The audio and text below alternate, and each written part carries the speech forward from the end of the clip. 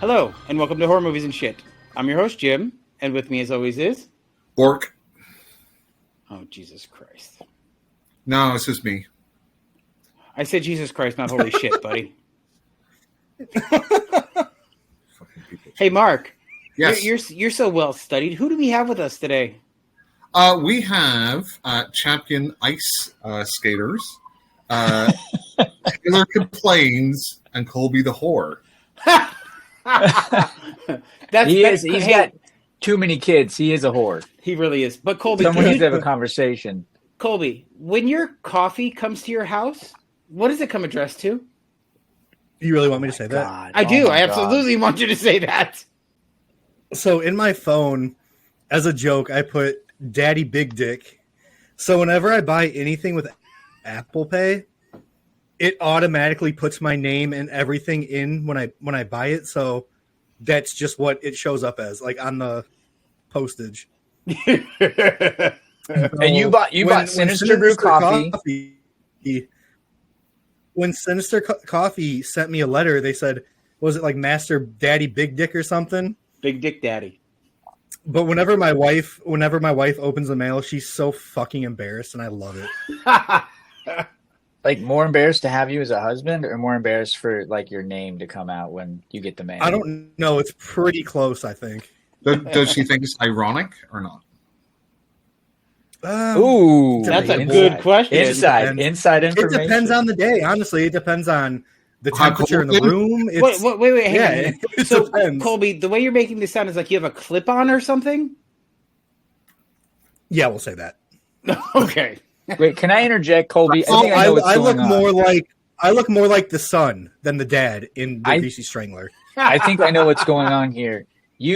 Listen, you show more when you slap it on something a couple times, and you can walk out and be in your glory. But if it's just pants off, you're like, nah, I think this isn't going very well. I got to hit it on something. It needs friction. Yeah. Yeah, and then we're good. Jesus Christ. So, anyway, Mark, Colby and Taylor have a podcast called the Horror House Podcast. So hang on there. There are competitors, Jim, and they're on our podcast. There is no competing. They're like fucking family. I mean, how are we going to make our millions with other podcasters out there? Well, you and I are Because not. we're going to help promote you guys too.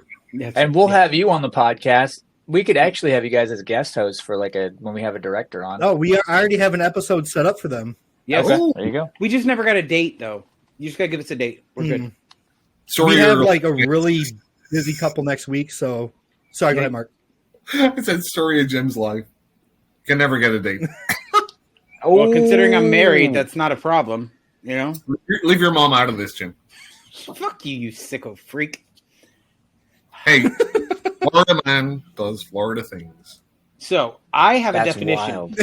I have a definition. Jim Are is you the ready? Florida man. Are you ready, Taylor? I have a definition for you. You ready? Of course. In either usage, most B movies represent a particular genre, either a Western. Western was the golden age of B movies, while low-budget sci-fi and horror films also comprise B movies. That relates to a conversation we had earlier today. No, I didn't know. I know what B movies are, but I didn't know what they were because I thought that, like, on a grand scale, like Ghost of Mars with Ice Cube and Jason Statham, you have a grand release. Like, it's really New Line Cinema. It's released. Tons of people watched it. I didn't know that it was just based on caliber and not on like reception and like box office and all this other stuff. Like, I was educated. So a B movie. So hang on, Jim. What you said was bullshit, by the way. So It B is not. movies are no longer. No, it is though. It is not. B movies are no longer a thing, right? So B movie used to be the cheaper movie played before the A movie and like drive-ins, right? So you'd have like the big studio movie, but then you'd have like a cheaper sci-fi or Western or whatever.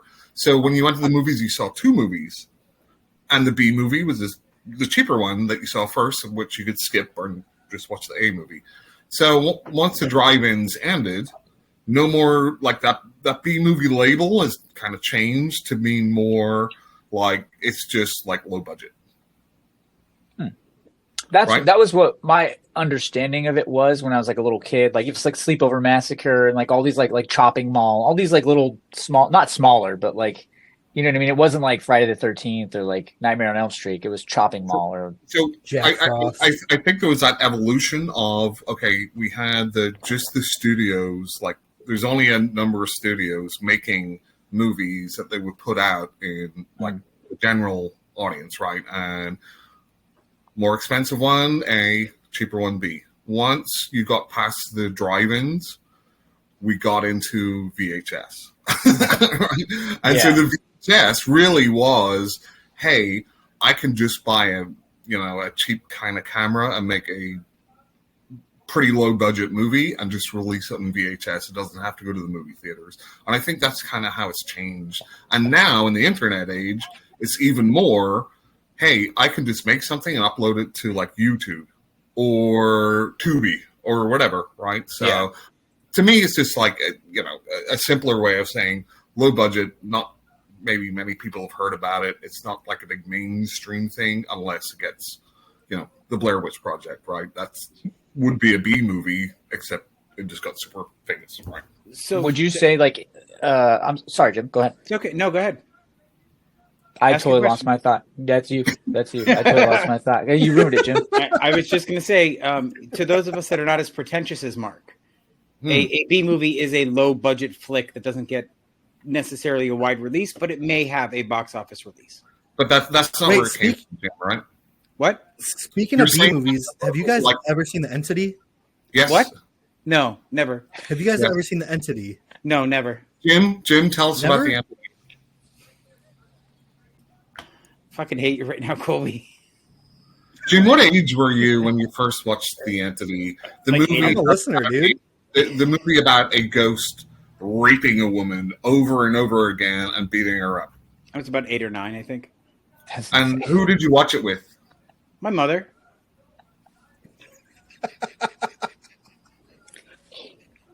Jim, do you have any feelings you'd like to speak about right now? Do you want to? No, but this is a safe space, Jim. No, but Mark does. Mark is really offended by the fact that I saw this movie so young. I'm not offended for you. I'm just generally like, I don't even know what to say. Your mom said, "Hey, Jimmy, it's Friday night. I went down to the video store. I got some popcorn too. Come sit down beside me, little 8-year-old, 9-year-old Jimmy." She popped the VHS into the player. Barbara Hershey getting fucking raped over and over again. Oh, thanks, Mom. And sorry, Jim, you're gay, right? Yeah. Do you think that has anything to do with No. I'm just asking. There's other childhood trauma that might, but not that. Dude, Mark just asked if your mom made you gay. Another. Hey, Taylor. He just asked him. Taylor. So, Jim, tell us about your early cinema going. God damn it, I hate you. That's what I was going to bring up next. That's what I was going to bring up. I hate you guys. I hate you so hard right now. Okay, so what happened in the movie theater? I told you, dude. I'm a listener, man. Yeah. Were you sitting behind Pee Wee Herman when he was caught in the 90s, Jim? Is that what he's trying to say? Yes, I was sitting next to him, not behind him. Next to him? Behind him. 3 times. Underneath, Jim? Underneath? 3 times. Jim, why did you choose to sit beside him 3 times? I did not. They were 3 separate movies, and it happened 3 separate times, and then I didn't go to the movies between 11 and 24 by myself. 3 separate men. Yeah. Was it 3 separate guys? Jim knows him as Paul Rubin. God damn it. So it was not his mom who turned him gay. That's right. Jim, God damn it, Paul. Did you grow up in New York in the late 70s, early 80s? That happened in Lakeland, Florida. Thank you very much. Yeah. So how does that make you feel, Jim? It doesn't. Generally, I don't think about it that much. So just so you're aware, Mark, the only time I think about it is when you or my friend Colby here bring it up. Well, I yeah. love this podcast so much. So you're just in denial, right? No.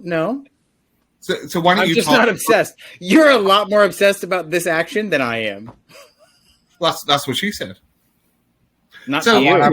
I want our podcast to be this so bad. This is all I want our podcast to be, and then you guys have it, and I hate it.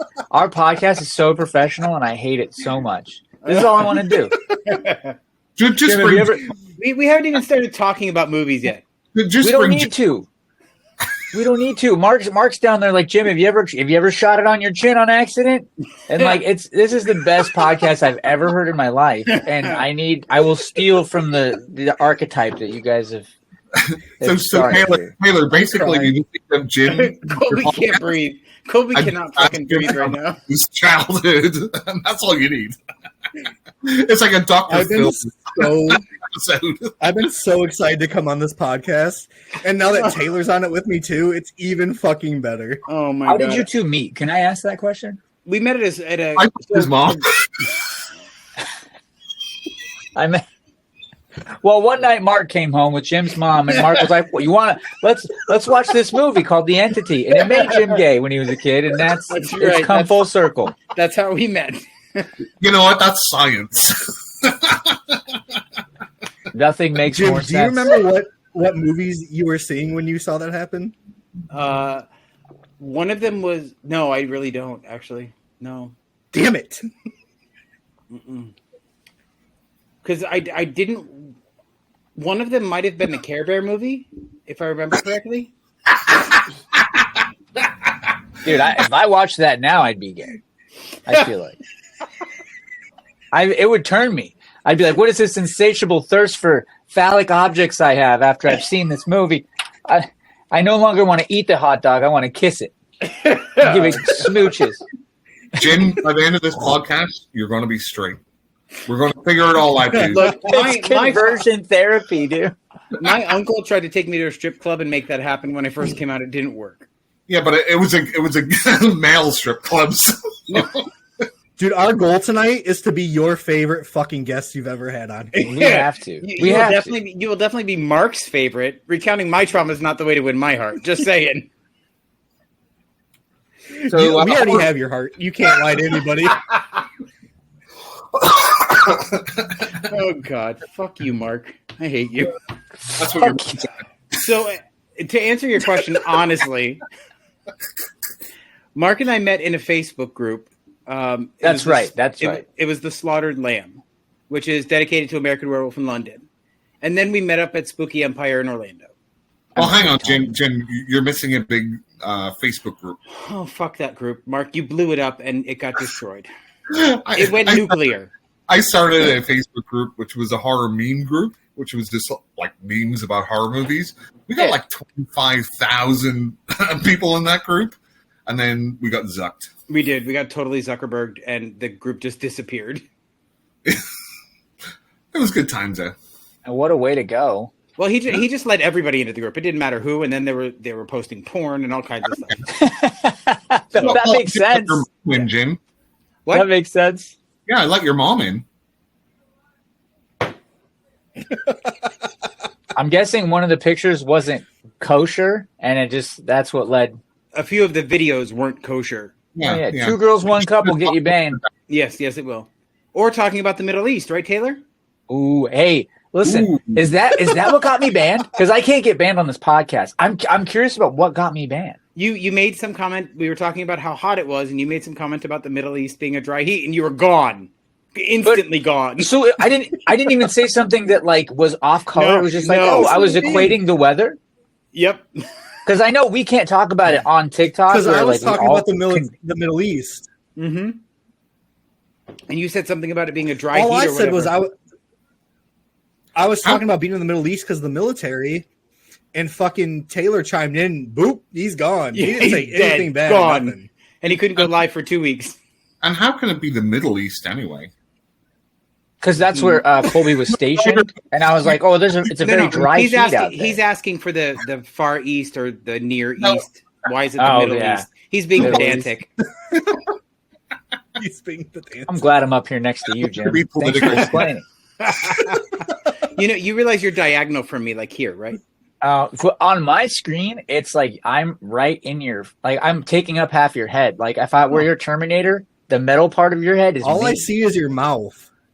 Really? I don't see that. Yeah. Yeah, that's Yeah, what I yeah. like I'm like- seeing, though. See? I'm like a whole. For me, I'm like a whole rectangle. Yeah, you guys are like horizontal. I can see your hat and everything. You're good. No, I can only just see your from your eyes down. Resize your window of your browser. You resized your window. I did, and that's why I can see everybody fine. Fuck you! I'm not an IT guy. Jim, does this go on YouTube as well? Yes. Yes, it does. Oh my god! Oh my god! It also gets all your relatives. Did that fix it? No, it did not. That's much. Are we going to talk about movies? What's a movie, Jim?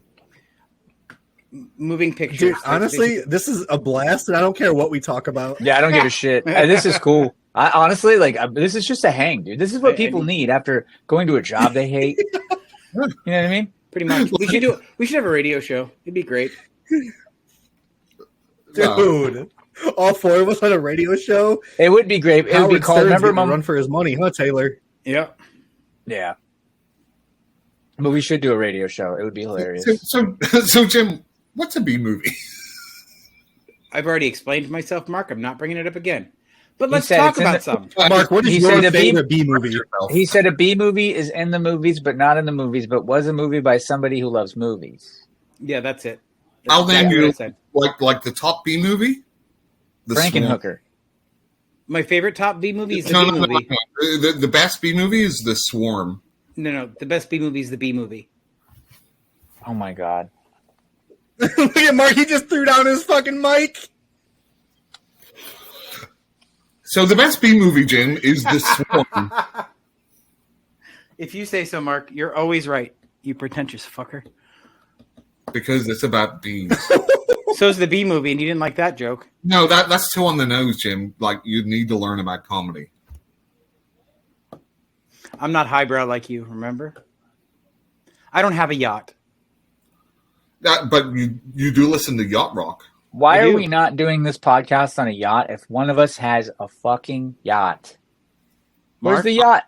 I had a small boat once, which Jim was very jealous of. It was actually a John boat, probably. It was too I annoying. had a small boat once.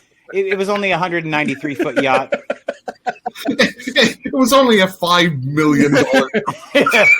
It spent a lot of time in international waters. Did it? Yes, it did. Well, yeah, I international bank accounts. Yeah, you can't. Yeah, because you can't have a donkey show in the Atlantic. You gotta go right in between the two oceans. 3 miles out. Yep, 3 miles out. And you throw the donkey off the board, off the boat, so that you can bring back no evidence. Taylor, I dropped Jim's mom off at the port. It was fine. My god, he called your mom a donkey, Jim. That's about enough, Mark. That's about enough. That's about enough. I do have the power to mute you, so keep it up. Jim just said that'll do, pig. That'll do. That's right. That'll do, donkey. Damn. And then Colby makes fun of Jim's mom again. Colby, shut up. No, I didn't. That's the actual thing of the movie. No, dude. Hey, Mark, I will tell you that I'm more afraid of Colby than I am of you. He used to fight the MMA.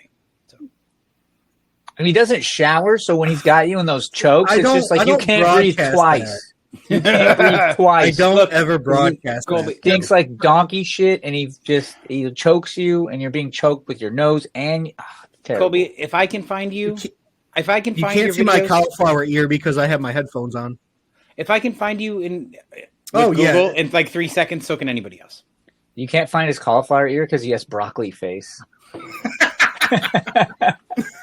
It's a whole fucking salad up here, apparently. Salad face. Yeah.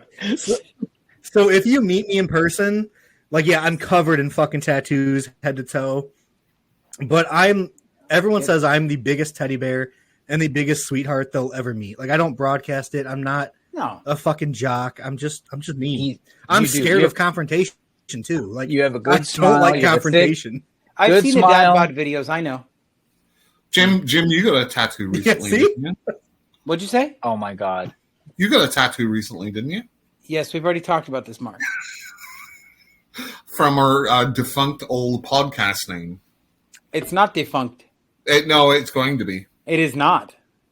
See, that's the good thing about controlling everything, Mark. You cannot make me change a goddamn thing. Hang on, Jim. I changed like the profile picture. For I saw. Yes, I saw. It's now my tattoo.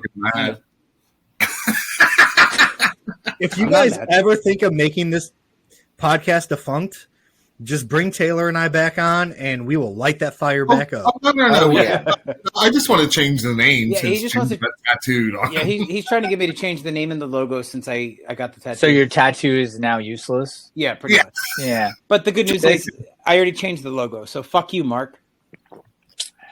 Oh, you definitely showed me, Jim. I did. Ha ha ha. Yeah. You got a tattoo. So I do want to mention though, it's kind of cool that I got noticed at Spooky Empire, right?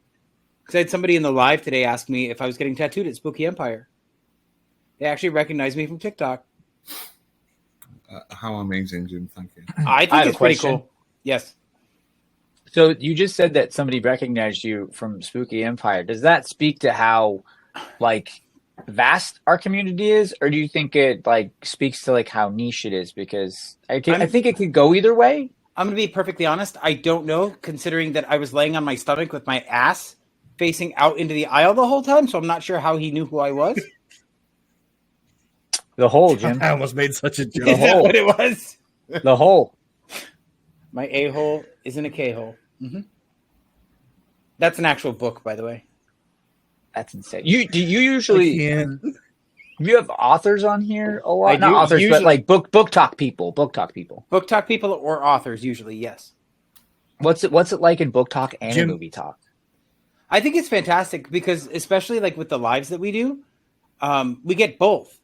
We get people that love to read and people that love movies. And shout out to Veronica. She's my favorite book talker. Isn't she amazing? Veronica and Karen are two of my favorites. She's so amazing. Kylie's also awesome. Karen and Veronica are more of the extreme horror group, but Karen is also my my Bizarro buddy, and so is Kylie. So Do you guys meet? What? Sorry. No, it's No. okay. Go I ahead. was just gonna say, like, do you, the horror talk. Do you guys meet at these horror cons? Are they for book talk? Because I would assume there's horror authors, horror members. That's mostly movies. There's Okay. very few book talkers or Understood. Authors at a horror convention. Although there was an author at our last convention. There was. Yeah. There was. Our buddy Timothy King joined us. Yeah, Timothy King joined us, author of 7 Rabbits. What did he say, Jim, about Taylor, Jim just wiped his lip. What is wrong with you? What is wrong with you? I'm sorry, guys. This Colby, he works at the carnival now. He lost too much oxygen to his brain doing MMA. He might chew thick loads, but he's not running with lots of thick fluids in the cranial department. I apologize. Yeah, That was your fault. I said that. it was. I remember the video. I apologize to everybody listening. Does Mark know about that? Taylor, you started it. I can't. Yeah, honestly, does Mark know about that? No, I can't remember. He has no idea. What happened to my lip? What Colby, happened? please Whose explain. lip? No. All right. So when you did the first episode on our podcast, Yeah. you said something about Jim about like wiping his lip like a gay joke. Oh yeah. So that day, Jim fucking opened up his video, just wiping his face, and he's like, "Hey guys, welcome to horror movies and shit." I did. And it was the best thing I've ever fucking seen. And funnily enough, it was just a coincidence. Yeah. But Jim is the best. Jim is the best sport out of any human being on this planet. There's not Dude, like Jim is one of just my takes a favorite lot people of. on TikTok. You've never met his mom. I've talked to his mom on live. Mark, yeah, I think they have talked to my mother more than you have. Yeah. Sorry, you I've said talked to Jim's mom. Oh, I thought you said something else. No, he did not. I think she asked something about if I've met Jim's stepdad, Mark, actually. Yeah. Jim, you really need to keep in the room. See, Colby, if I didn't love Mark's actual wife, I might be offended. But his wife is You love amazing. my wife? And much like you, she's way out of his league. Hell yeah, dude. Mark, Colby's wife, a diss. Colby's wife, Coda, is so far out of his league, and I absolutely adore her. They're about. Coda's becoming more popular on my TikTok than I am. And Taylor down here has the best inflatable sheep. I'm going to say this right now. Colby and Coda, that makes sense. They make sense to me. I look at them both. I'm like, yeah. Jim, how much did you pay Ray to marry you? I did not. You did not what? I did not pay him anything. He didn't do it voluntarily. Yes, he did. Did he need like a green card or something? No, like he set everything up, and we got married in his favorite theater on the stage. Like I had zero to do with it. We went to his favorite. It's our favorite game to play. Out his drink? I was there. It's our favorite game to play. Where's my green card?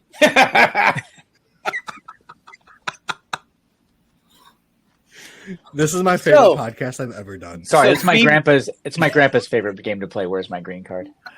When certain people knock on the door. Taylor, you do not look anything.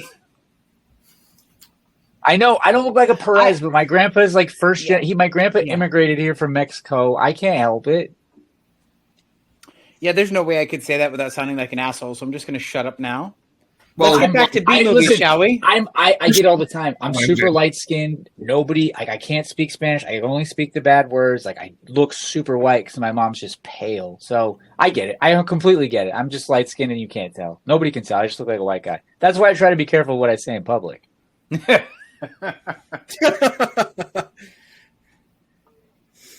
Oh my God, the vision's running through my head. Mark, can we get back to B movies, please? Jim, can you tell the audience what a B movie is? No, we've already been through that, fucker. Do you know what my favorite B movie is? The Swarm. No, The Swarm, yes. We know you like the B movie. Uh-huh. Yeah. With Michael Caine. Can you tell me why again? I hate all of you right now. Hey, Jim, have you ever seen Anthony? Mark, fuck you. Have you ever been to the movie theater while some guy jacked off next to you? I mean, more than once. Did he ruin the seats, Jim? Did he ruin the seats, or does he have the audacity to go on the floor? Because I'm telling you, your movie watching experience, or did he enhance it? This is the wildest episode of horror movies and shit. I'm so proud to be a part of it. So this was probably in the 80s, right? Was it a 3D movie? Did you get the full experience, Jim? Was it during Jaws 3D, Jim? Right in your face. It's so realistic. We're gonna need a bigger boat. Oh my God! Fuck that. We're gonna need more tissues. I just loaded on the nylon seats. I did have a thing for nylons when I was younger. Well, I wonder why. Did he offer you any popcorn, Jim? No. Any one of the three, man? No, but he did offer to butter my popcorn. Did he do the trick with the popcorn where he cuts the hole in the bottom? No, he just wanted to provide the butter. It's a good trick, Jim.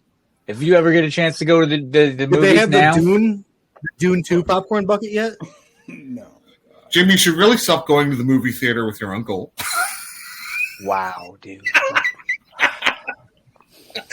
He said, "Wow." Is it safe? I'm just waiting for Jim to just fucking turn the podcast off. Warning. Dude, this isn't even safe. We're going to record 2.5 hours. I'm going to have like 15 seconds of audio I can use. Yeah, 15 seconds. That sounds about right, Jim. Yeah, pretty much. Is this how your other podcasts go? Because they no, it's not. You just had Asian. I just listened to the Asian one. I was like, this is very professional. I come on here. We're talking about Jim loading onto movie theater seats with Paul Rubin. It's not Jim loading onto anything. Thank you very much. It's the adult next to Jim. Yes.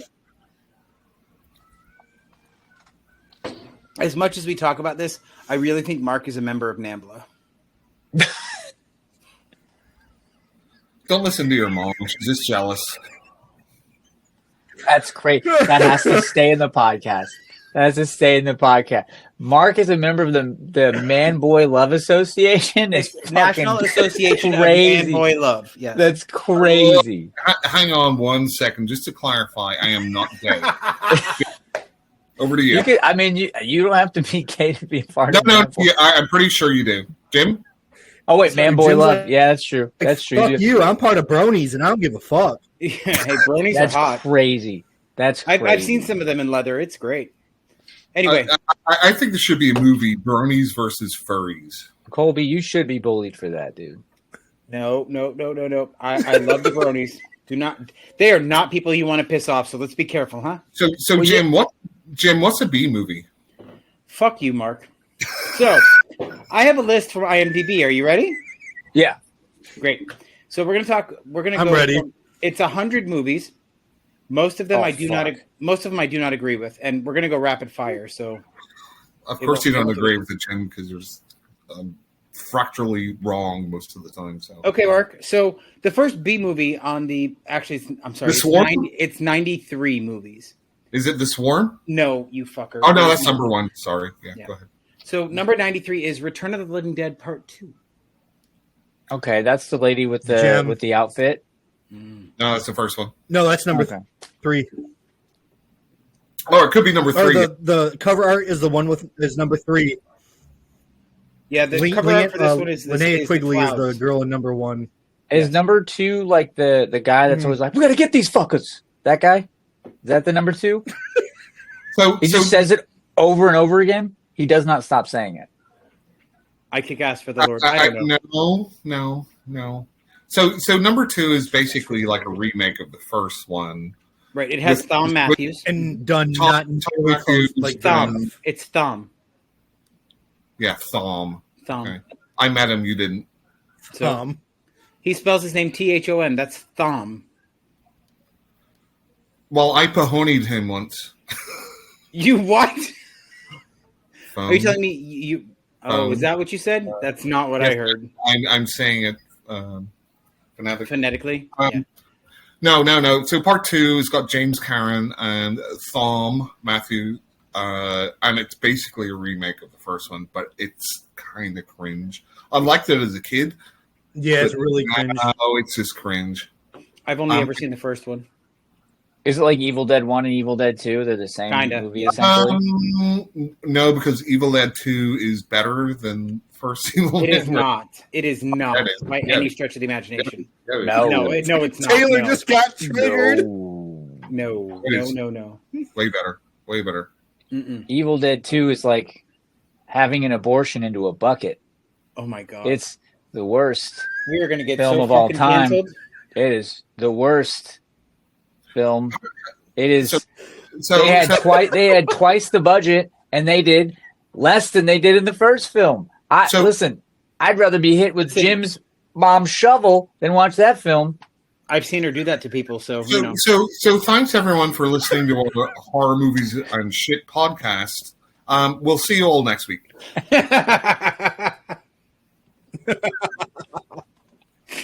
Oh my god! So I do love. Jim, Evil, move on. I do love Evil Dead 2. However, Evil Dead 1 is more of a masterpiece than Evil Dead 2. Agreed. Nope. Okay, so number Jim, 90. Yeah. This list is Ghosts of Mars in there. I can only see up to 90 until I start scrolling, so I can't tell you. For Is sure. the entity or the swarm on there? So number 92 is by Dario Argento. Oh, Okay. Yes. It is Inferno from 1980. Oh. Jim, what do you think about Italian horror cinema? I fucking hate it. How many Italian horror movies have you watched? Salo doesn't count, Jim. Is Two. one the Ripper or the New York Ripper? The New York Ripper, yes. Does Salo count? Yeah, you love that one. Salo, Love yeah. it. Just And then that would be the other one would be The Last Shark. And so, So Jim, Inferno is the sequel to Suspiria, right? yes. Okay. Well, it's part of that trilogy. So FYI, number 91 Yeah. is Suspiria. Yeah. Okay. Suspiria's a B movie? Yeah, According- being labeled a according to B-movie, that just IMDb, fucking yes. took me by surprise. Yeah, that's not. I kind of feel like if it's a foreign language movie, it's like generally going to be considered a B movie unless it's like something like Parasite that wins like an Oscar. Just because Americans don't like foreigners. I don't know. Did you just call us all racists? Yeah, I like dude. foreign horror. No. What do you mean? There's white people in other Colby countries. said Americans don't like foreigners. Yes. Colby just said he likes What is foreign wrong whores. with you? Oh, how's that? I like He likes foreign whores, right, Colby? Tell him. Jim, there's I white like foreign horror better than American. You know. Oh my God, we are so getting canceled. We are getting kicked off Spotify after this We're episode. getting You canceled. won't. I'm telling you, I've said crazy things on Spotify. They don't care. Oh, they will care. Trust me. Oh, Jim's this woke agenda. His focus. Jim is the Disney of podcasters. Jim does have very like highfalutin people. I feel like that listen to this. I do. They like they drink tea with the pinky. Like you know what I mean. I feel like that's how people consume this podcast. Like, I don't think so. Like, can I get some water with lemon? I don't think so. I know two people that that do that, and they usually are drinking while they listen to this podcast. Yeah. So that's not true. Yeah, we are very highbrow. Yes. Well, one of us is. The other one is No. pedantic. You guys, your other episodes are very highbrow. This is the lowest. This is a test to see how low we can like lower the bar. I feel like. We've had some episodes. We have. So number 90, Mark, Yes. is another one of your favorite directors, Mm-hmm. Lucio Fulci, Yep. and it's going to be Zombie. Awesome. Oh, dude. Is that the one where they Zombies it's just the one zombie? versus a shark? I No, would not know. it's So not the they one. They keep it in the attic. No. Okay. Wait, No. the shark or the zombie? So there is a guy a real guy playing a zombie who fights a shark, a real shark What the fuck? movie. That sounds amazing, awesome. but It is amazing. I'll And never it rips his arm off and all this sort of stuff. It's great. There better not be any rape though. We're trying to protect Jim. No rape. Well, It's also his fine mom. as long as it's not ghost rape. You know what though? We need to give Jim exactly. we need to give Jim some tips on how to get away. Here's From rape. here's So the that he best part, doesn't have to Taylor. be afraid anymore. Taylor, I actually made a logo of a zombie giving the thumbs up, and it says horror movies and shit. It's better than ghost rape. I put it on a cup. I can teach Jim some self-defense stuff. Can you Yeah. teach him how to shrimp? Teach him how to shrimp away from rape. It's Yeah. like an exercise. That's the first how thing to I get tell out of it. students So, when I teach. just is so the you fucking know- shrimping. Just so you know, I live in Florida, and we do shrimping a lot off of the causeways. It's just something we do. I mean, you could teach Jim self-defense. But That's rape I feel defense. like, does he want to like I mean, you have to have a giant pole when you go shrimping down here. to be shrimped? No, Mark, I don't want to be shrinked. We've already been through this. I'm just saying. Mm. So, Not you. number 89 is Yes. one that I do not agree with. But I can see why it's on the list. And that is it's another one of your favorite directors, Mark. It's Toby Hooper. Yep. And it is the Texas Chainsaw Massacre. No. I mean that is a B movie. 78? 1978? 74. Ah, shit. Yep. Oh, Absolutely. shit. The best thing he God made. damn it. Right. I think Mark- Halloween was 78. Yeah. No, I Yeah, definitely 79. no. What is it, Mark? Halloween was 79. I thought Alien was 79. Fuck. I thought You were realize wrong. both of you gentlemen's brains combined are like quadruple the size of me and Colby's. I don't understand how you harbor so much like intelligence, not even necessarily intelligence, just like reverence for the source material into like two cranial cavities. How does this work? Because you guys can like off the top of your head know that was 79 only by like a year, and I'm just like, what? That's crazy. You start talking about Hong Kong Cat 3 movies. Jim? Fuck you, Mark. I tried to set you up for a compliment. I really tried. You really did. You really did. And I don't know. Hold on. I Jim's don't in- know why it didn't work. Jim lives off my So- brain. Halloween was 1978. And Alien was 1979. So what you're saying is the 70s were a good decade for movies. 70s, late 70s, early 80s. Yep. for sure. So So the I'm Texas Chainsaw Massacre being a B movie, didn't that get widespread release in the movie theater? No, and It like did, critical? but we're talking specifically about budget. It did not have a large budget. It was not a big like mainstream production. Right. It was. And I don't even know. Did it do? Mark, you were alive back then. Did that do well in the box office? I don't know. Well, I mean, I talked to your mom about it, Jim, but I couldn't hear her because she was Watching rape movies? she had her mouth full, Jim. That's all I'll say. So, okay, moving on. Oh my god! It's a good thing that my mother Jim. doesn't listen to this podcast anymore. Jim, we would make Mostly fun of because Mark. we would make fun of Mark, but have you seen the size of this guy? I'm Yes. glad that my box is up here, dude. You do realize that he's like 5 inches shorter than me, right? Doesn't matter, dude. He's built like Danny DeVito down there. I'm not looking for any of that. I'm like Glenn I'm not looking. Danzig. I'm not looking. I mean, He's the built- only chance that we he's built have is more if like we. Warwick Davis. The only chance he's like a. You know what though? I see Mark being like a turtle. He's just broad. If we can knock him over, he's not getting up. He is like a turtle. You stroke him and it comes Yeah, out. He's not getting up if we can knock him over, Jim. Me and you, we got the push power. What's the guy's name from the Misfits? Doyle. He's Yeah. like the Northern Ireland Doyle. Doyle. That's I don't true. know who that is. Doyle's like a huge guitar player. He's just gigantic. In fact, just watch Mark's the like movie. 5'6". You realize that, right? Oh I yeah, watched- but he's wide. No, he's really not. Jim, shut up for a second. Yeah, I actually saw the original Misfits this year. Nobody cares, Mark. Let's I go. care. I care. Yeah, it was awesome.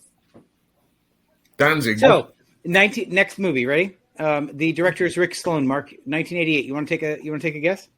1988. I don't know. I don't recognize the director. Rick Sloan, starring Tom Bartlett, Paige Sullivan, and Steve Boggs. Oh, Rebecca just stopped listening. I heard her turn it off. She's not listening anymore. She was listening, and she just turned it off. Wait, people are listening live? No. No. I'm This is live? speaking to people through. I'm speaking to them through osmosis. Like when they listen, they'll hear me. Yeah, Jim, you're gonna have to Oh. be another like clue about the plot or something. A young security guard must track down diminutive aliens who kill people even as they make their fantasies come true.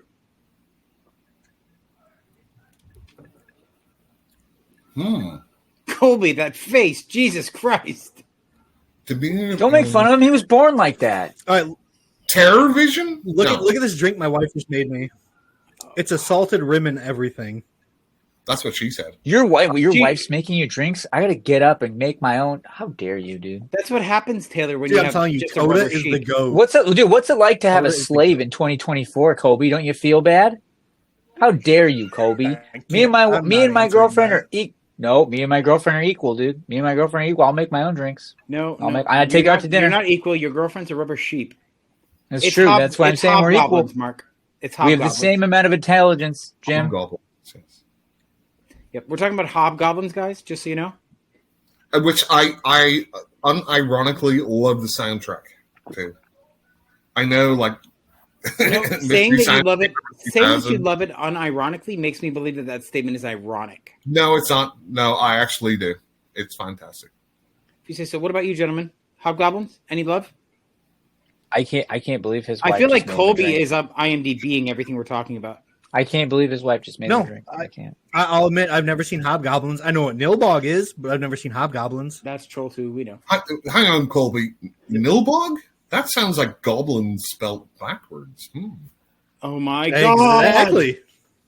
They're eating. Did I him. just- And then they're Oh, going to Is eat that what that me. movie is that I God! keep seeing around? Mm-hmm. It might be. That's Troll 2, Taylor. We're quoting I Troll know. 2. Troll 2. Oh my god. So Mark, Isn't that one you just watch once and never watch again? I wasn't. no, supposed, you I watch it wasn't- many times. You watch I it many watch times. it all the time. I didn't know you were supposed to just watch it once. No, you don't just watch it once. But I prefer It gets the better original every personally. time. And there's a documentary called Best Worst Movie about it. Yep. I have a heart. I have a Hard on? What, no, Jim? no. Oh, I have a soft spot for June Soft one? Lockhart. That's what I was trying to say. I have a soft spot for June Lockhart, and the fact that they used her daughter to play the younger version of her in the original Troll is amazing to me. very exciting. Move on, Jim. So, Jim, did you know you can release this podcast on video format? Why do I not see video of you folks on Because you- Spotify? because I release it in video form on YouTube. Can you? But you can do it on Spotify too. I can. I just never have. No. Is it hard? Is that why? No. That's what she said. I want to see you on Spotify, Jim. I want to see your face. No. Nobody wants to see this face. Next up, for number 87, we have a Lee Harvey classic, Mark. Okay. Starring Eric Freeman, James Newman, Oh, and Elizabeth Catan. Silent Night, Deadly Night 2. Yes. Silent Night, Deadly Night 2.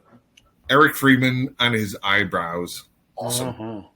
One of the best. Like that and Troll 2. Two of the best, funniest, worst movies ever. Taylor, do you know what the best part of Silent Night, Deadly Night 2 is? No. Like 85% of the movie is just literally footage from the first film. Garbage Day. How do they get away with Garbage Day? Because they own the rights. What's the problem? That's not true. So hang on. So Silent Night, Deadly Night 2 is the best sequel ever made because it takes all the best bits from the first movie and then adds Eric Freeman. You know what I absolutely adore, You Mark? don't have to watch the first movie. Hey, Mark, how old were you when you saw the first movie? Your mom was like, Not my mom, you. How old were you? I don't know. Why? What does that matter? I want to know. How old were you? I don't know. I don't keep a diary of. So The the first movie came out in 1984, Right. and I'm curious how old you were when you saw the first movie.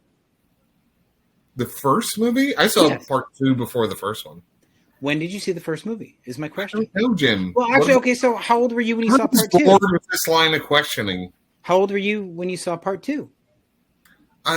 What do you want me to was say? -6. 104? What do you want? No, what- I'm really curious. I want to know. I don't know. 20? Well, 20, really? Yeah. Fuck, then I really am fucked. Never mind. That's what your mom said. Shut up, you dick. Colby, do you feel young listening to all these old movies being talked about from the 80s and early 90s? Do you feel young? You're 33 years old, man. Do you don't In my remember this mind, shit? I feel young, but my body is old as fuck. Taylor, you're like 31? 37. Really? I did not. I will think be you were that- 30. I'll be 38 in October. Yeah, he's way older than me. I'm 4 years older than you, Kobe. 5 years older. I'll be 48 in 2 weeks. Jesus Christ, Jim! How do 4 you years look older than me. 42? I'll be 27 in like a year. Mark, you look. Mark, you look. I think Dude, Mark looks Jim my looks fucking age. 23. He just Mark turned looks my 49. age. He just turned 49. Yeah. All I can think about right now is I want to have a conversation with Mark about Evil Dead 2, but like in a professional. I don't want to talk shit. I'm so. Wait, I'm let's so- talk about it then. I'm so interested in your take of Evil Dead 2 because I loved your take on it. I respect people who have different opinions than me, but Yeah. like how it is kind of the same thing as Evil Dead 1, just with one person engaging in the It's- same environments as the first. Well, it is a sequel, though, right? I mean, it's not a Yeah. remake. Because It he is- goes back to the cabin. Well, no. So like they lost the rights to the first one, right? So they couldn't use the first one as a recap. I didn't know that. They had to film the kind of ending. They kind of like summarized it and did like the first like 15 minutes, and that was where it was supposed to like move on to part 2. Yeah. So after a certain point, that's the sequel. Mhm. Right. So they have like 10, 15 minutes of kind of, hey, this is what happened in the first one. But it's very similar anyway, so I can see why people will be like, Yeah. yeah, it's kind of like the Thing prequel, right? Which a lot of people say is like, oh, it's just a remake because it's so similar.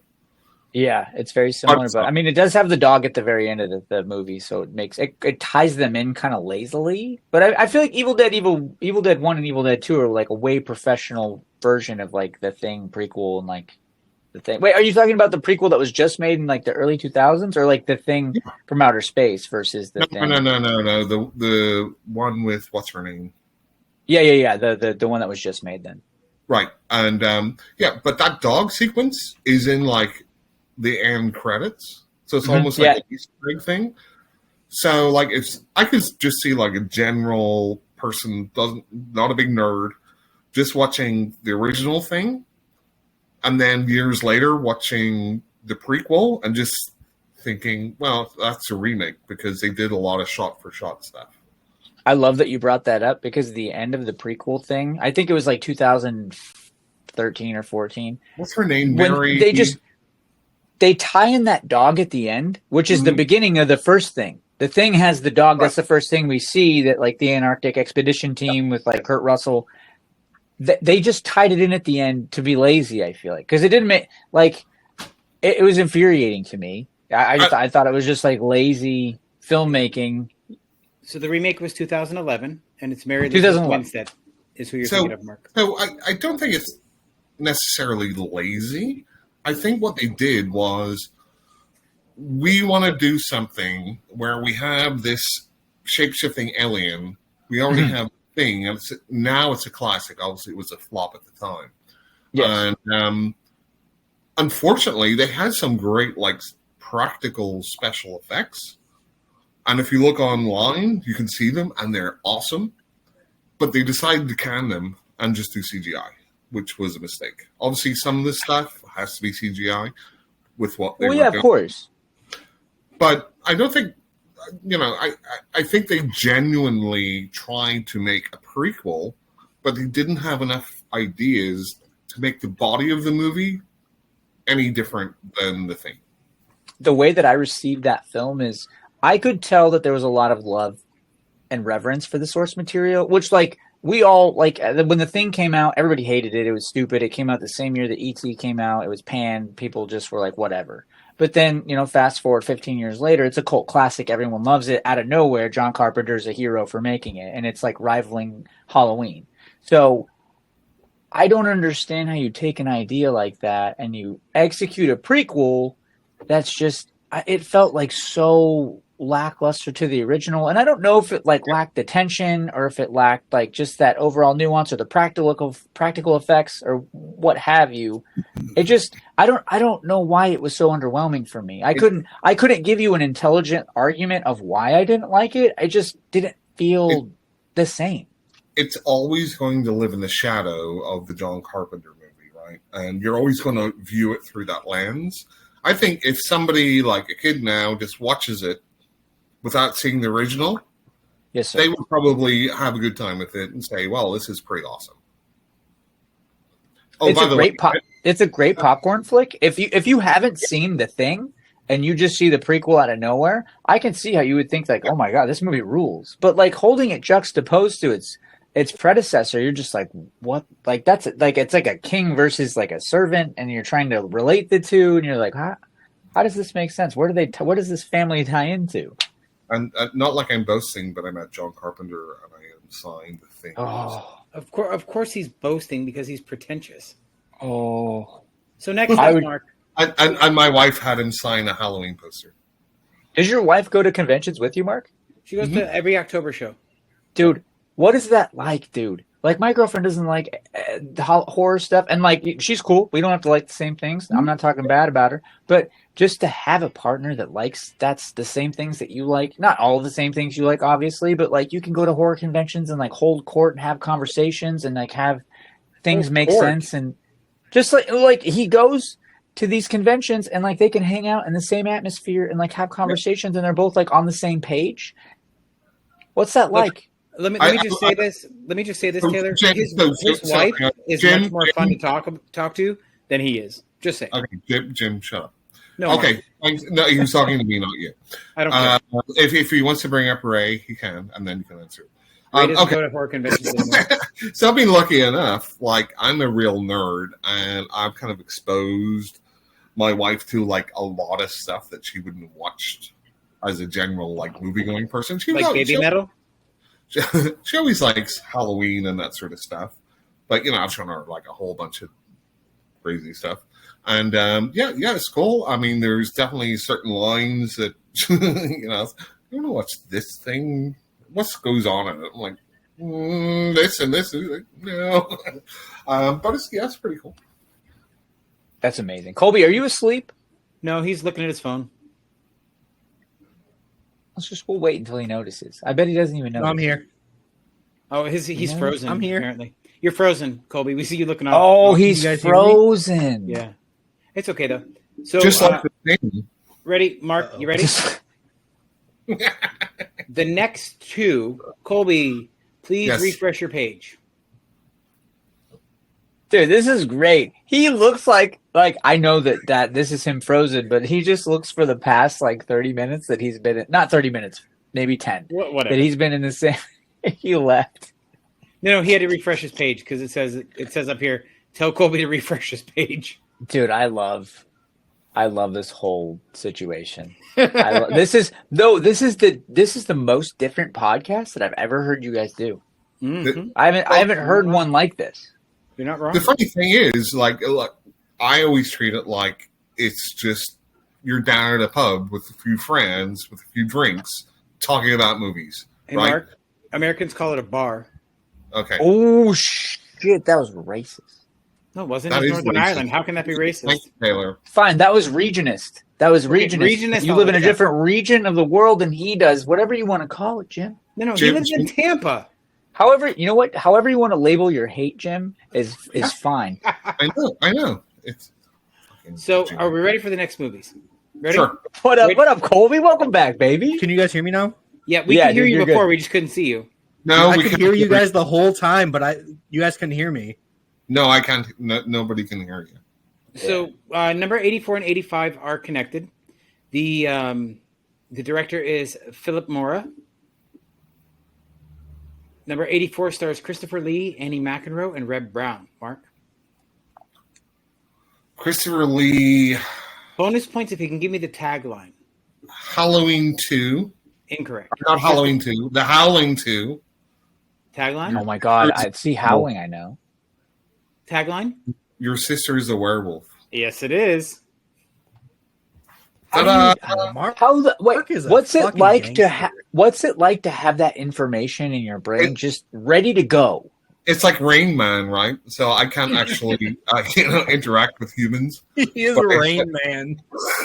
but I have this. It's weird- not Rain Man because he wasn't like Halloween 2, and he was like Halloween 2. Like he knew right away, God, immediately. we are so canceled right now. He grabbed that from a part of his cerebellum with so much like confidence.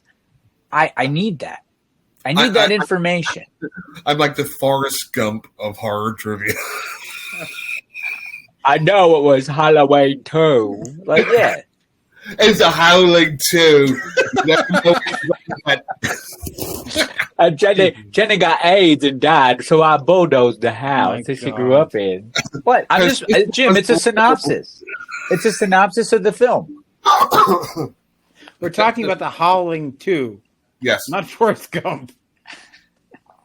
No, that's how Forrest Gump would So explain that. the number 85 is the Howling 3, which has the best punk rock orgy ever. Oh my God, it's so good. And then the Howling 4 was what? The Marsupials? Yes. Yes, it was, but we don't talk about marsupials. No. Okay, Mark, you ready? The next two You movies girl. are 82 and 83. They're both connected, Hmm. but they have different directors. So number 82, the director is Joseph Rubin, Hmm. and we The have maker of Reuben sandwich? Yes. no. Oh Don't God, get I that just got confused, hard. Paul Rubin. No way. I got real hard. We went from sandwich to trauma for Jim. Yeah, apparently. So Jim with like me. promise sandwich. only if it's got sauce. Yeah, that's what the guy in this movie theater said. Horsey sauce? You want some mayonnaise I with that? am not going to discriminate. Sauce is sauce, my friend. Yeah, that's what she said. I love that. Jim, could you make merch that says sauce is sauce on the back? Did you see what I made? What Rebecca made for me? Please. On No, the Discord? Jim, I don't care what you make. I just want to buy it and wear it and make videos in it.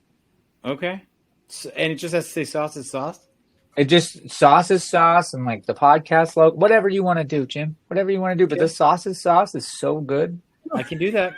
I It's have so that. good. I have that power. I'll send you the link to the, No, merch no, shop. hang on. Sauce is sauce on the front. It's so No, good on. So you have like a little logo right here, right? The Yes. little cheap logo, and it's super trendy right now. You put it right above like the chest, right on the chest, So and then you just put so you know, sauce on the back.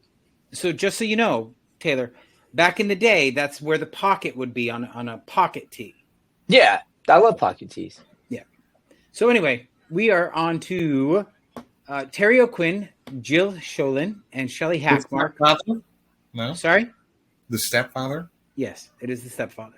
Is Colby stuck again? No, he's moving. Okay, good. What about number 83, Mark, from 1989? Terry O'Quinn, Meg Foster, and Caroline Williams. Oh, I need the tagline also. Director's Jeff Burr. Not sure.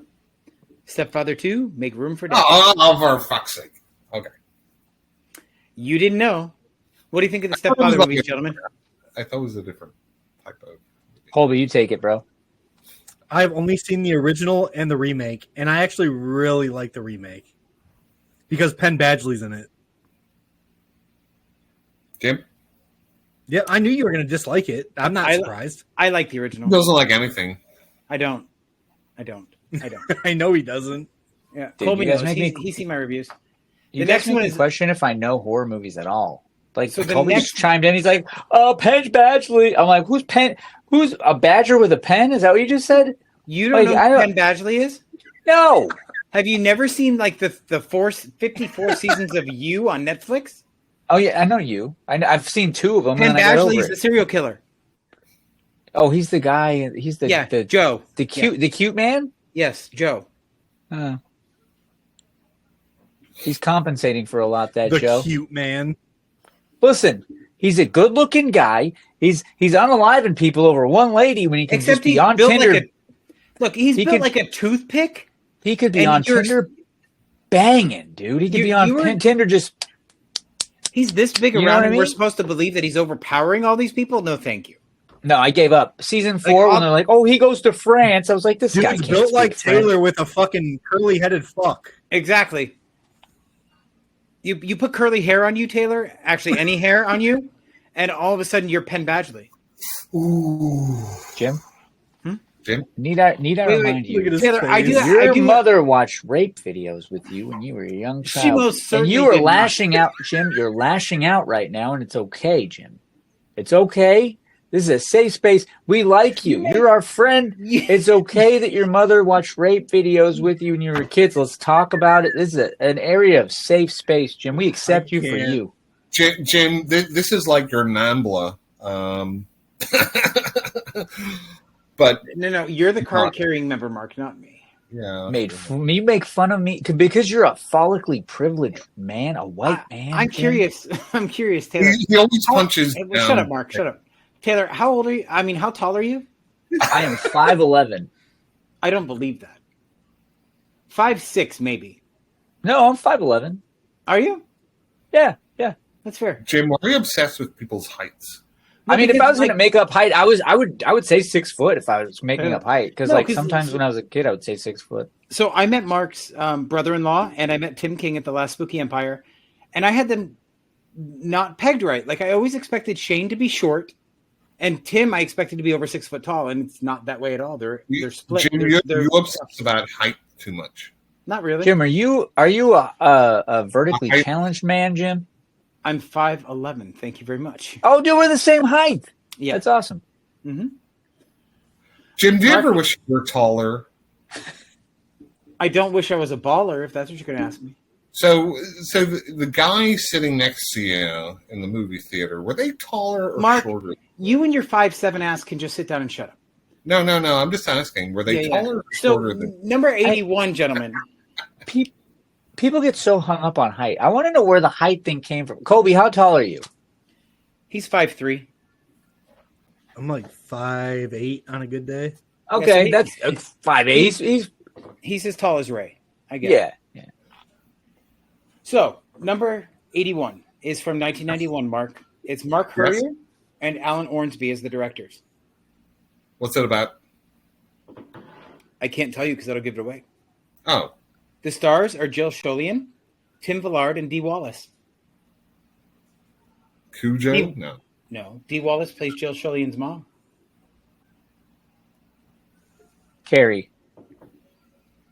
Hang on, what year was it? 1990? 1991. 91. Oh, that's not Carrie. Carrie was It's like 80 something. Carrie. I swear to God, I wanted to throw this bottle at you right then, Taylor. Dude, I don't know. Jim's tequila, guy behind drink. behind the keyboard. Okay, you ready, Mark? A master of disguise, a deranged Who's killer gonna- begins killing off college students who are organizing a horror movie marathon in an abandoned theater. Yes.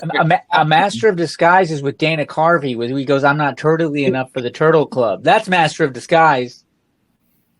Popcorn. We're reading a description, not a title, sir. And yes, Oh. Mark, it's popcorn. Yes, which I thoroughly enjoyed on a rewatch. I did not like it on a first watch, so No, you should rewatch I it. love the cover art for Popcorn. it is cool. I do love the cover art, but I have a question mark because I always get the number 80 and another movie that you are familiar with confused, and I don't know why. So Because you're slightly retarded. probably. Wait, we could say that on here? I have editing power. You can say whatever you want. Doesn't mean it's making it into the podcast. Oh Jim's man, that means when I equated Coda to a slave, that's getting cut out. Damn it. Jim's right, cunt. Anyway, That's right. go ahead, That's Jim. right. So, do you remember, Mark? We talked about the movie The Ass Sphinx. The what? The asshole? What? Ass Sphinx? That's fix. Like an Egyptian, No. totem? No, there's no N in it. I just mispronounced it. It's Ass Sphinx. Yeah, because you got Sphinx Yes. in there. Yes. Yes, I Mark. thought you were talking about a cat that lives in someone's ass, Jim. I mean, I'm sure there's a movie about that somewhere. Leave his mom out of There's this. gotta be. Go ahead, Jim. Jesus. What does my mother have to do with a cat living in an ass? Well, you need to ask her about that. Anyway, moving on. It could just be a lion living in a cave. You know what I mean? I hate you people right now. Just don't edit anything. Just release this. People Fuck just want to me. hear this. They're It's gonna like a laugh. So, Anyway, Jim, number 80 is from 1986, and I always confuse the two movies based on the cover art. And the I don't know ass why. Sphinx. Yes. Okay. And this- The movie. ass Sphinx. It's a Stuart Gordon movie, Mark. Oh, okay, cool. You have Jeff Combs and Yep. Barbara Crampton and Ted Yep. Sorrell. That's From Beyond. That's right. It is. Oh, that film's brilliant. See, now when you get to the 90s, I've seen that. That's the Lovecraftian where Love he's from messing Beyond. Taylor. with science. Wait, hang on. Taylor. It was released in 1986. Fuck me. Fuck me, my dumb Colby, mouth. I think he's talking to you. Fuck me, Taylor, my stupid mouth. Taylor, I'm sorry if you're getting corrected by Jim. Ooh. I know. I'm ashamed, Mark. I'm just as ashamed. Yeah, Mark Good. thinks I'm a You total drunk? neophyte. just see you're drunk because that makes it all better. So, Mark, we have another Jeffrey Combs and Barbara Crampton movie coming up at number 79. Reanimator. What? What year? What did you just say? I said Reanimator. That is correct. Yep. How is that a B? I Fucking understand. gem. I understand, but it's like one of the best horror films of all time. From Is Beyond's it? even better. So, hot take. Hey, Colby, you ready for Hot Take Tuesday? I've never seen either one. You never Let's seen do it. Reanimator or From Beyond? No. No, what a hot take, Jim. You haven't seen some very famous horror movies. I'm so Jim, shocked. I'm glad I'm those- sitting. Mark, shut up, you fucking edgelord. Wait, Okay, dry your. Let's can we go on. Can we do a Serbian film break with Taylor and Mark? Because I want to talk to Mark about Serbian films. Speaking of I edgelord, love a Serbian film. Mark, can you please give us your synopsis on why you Fucking like hate Serbian you film? both. And I'm not saying that I hate it or love it. I want like an unabridged like opinion. 'Cause I Yeah, don't- yeah.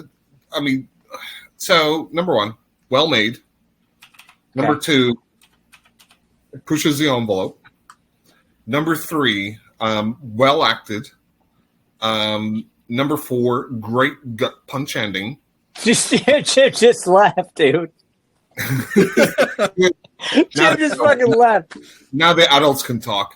And what I will say is, I don't think it's as disturbing as they want it to be, just because I think that the bad guys are so over the top that it's not realistic, right? So I could say like Cannibal Holocaust is That was is a much more disturbing movie because they actually kill actual animals in the film. So I think that no, it's not even that, but the characters within it, although they're a little Italian goofy stuff, right? Yeah. They feel more believable. Like the bad guys in a Serbian film just seem like Scooby-Doo villains, right? Like Batman villain, yeah. Right. But I can always anytime I watch it, I'm like, oh my god, that guy just looks like David Spade, like the main guy. Yeah. He does. But I think it does what it says on the tin, right? And I know it's trying to be like, I don't know if I buy or not. I don't really care. It's all like, oh, well, this is about Serbia and what happened in like the Serbian conflict and stuff. Like, I don't really care about if you want to like try and do that, whatever. I'm just watching a movie as a movie. I think it's really well done. Again, it does push the envelope. Really well acted. And whenever you get to like extreme horror movies, you find a lot of them, like August Underground or Slaughtered Vomit Dolls or any of these fucking things. Well, Vomit Dolls is like a snuff. It's almost like plays as a snuff film. But they're just fucking terribly acted. Yeah.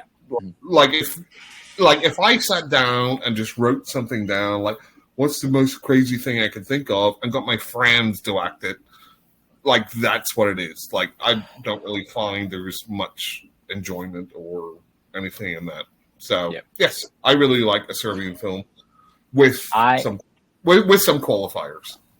I feel like if you like Serbian film, there are so many films out there like that I think do it better and better taste. I just feel like Serbian film, it felt like the director, like his conveyance was like, hey, I'm edgy, I'm extreme. Here's what I'm gonna do, and not tell like a linear story. Here's what I'm gonna do. I'm going to give you the bare minimum to attach like the motives for these like actions that I'm going to depict on screen, and then I'm going to execute these depictions based on these like very thin motives. And I feel like there's just so many films out there that do the same thing, but they do it better, like Martyrs or like even like Atraz.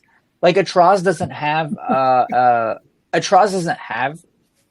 it has thin motives as well, but it's just as equally, if not more, disgusting. I just feel like a Serbian film's like, oh, I'm banging my son, and like I'm banging an infant, and there's this like, I don't know, like a porn star with like he can get hard no matter what. Well, no, because they inject them with like steroids or whatever. Yeah. They drive them nuts. I mean, I fundamentally disagree that it's not structurally sound. I think it's very structurally sound. It's very like Christopher Nolan's Memento, and they probably stole some of that as far as what he wakes up and he doesn't know what's happened, and he has to kind of relive what's happened in the past. And as an audience member, we have to follow along, right? But I will say, Martyrs is my favorite horror movie. Yes, Mark. Yes. I just watched, funnily enough, Atraz for the first time last week. What is your thoughts? Wait, hang on. No, hang on. Sorry. We'll talk about that at the end of the podcast. Save it. No, I talked about it in the last podcast. We will talk about that at the end of the podcast. Oh, you've seen it. We'll talk about that at the end of the podcast. Okay. So before we move, sorry. Yep, go ahead. No, before I didn't know if we were ready to move on, but before we do, I just want to say it is really nice to have like an actual conversation with somebody about Serbian film that like has seen it and like appreciates it, because I saw it and I appreciated it, and I don't necessarily say that I like it or like will like justify it in any way, but I understand it, if that makes any sense. And it is because people dismiss it. They dismiss it and they're like, oh, it's stupid, but it's like it is some people's introduction into extreme cinema, so I do see how it has a place in cinema. If that makes any sense? I mean, I think objectively, they're like, if you just look objectively, right, and movies are subjective, but objectively, the craft of that movie is very a great film.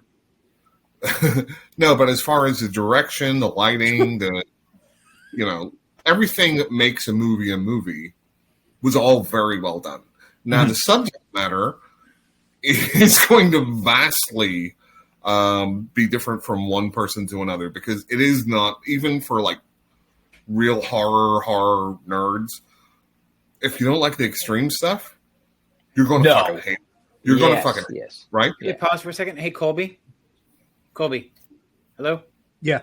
This isn't TikTok. You can use your vape on screen. Oh no, I just don't want to do it in the mic. I know. I'm just teasing.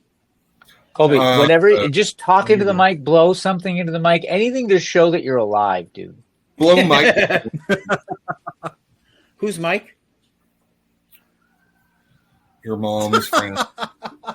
I don't know, dude. I just really, really appreciate like actually having like this is probably my favorite point in any podcast I've ever been in, because I've never been able to have a conversation about a Serbian film other than fuck that film, and it's just such a narrow. And I'm not saying like it's like everybody's entitled to have whatever opinion they want to have, but it is cool to just be able to talk about it and be like, oh, I didn't like this, I like this, I didn't like this, I like this, because I know it's like a very edgelord movie, and it's like, oh, it's edgy, but there's so many other movies that play off of that if that movie didn't exist, a lot of other movies wouldn't exist. So give me an example. You were saying, Taylor, about other movies that do the same sort of thing, but you find is better. So do you have a couple of examples?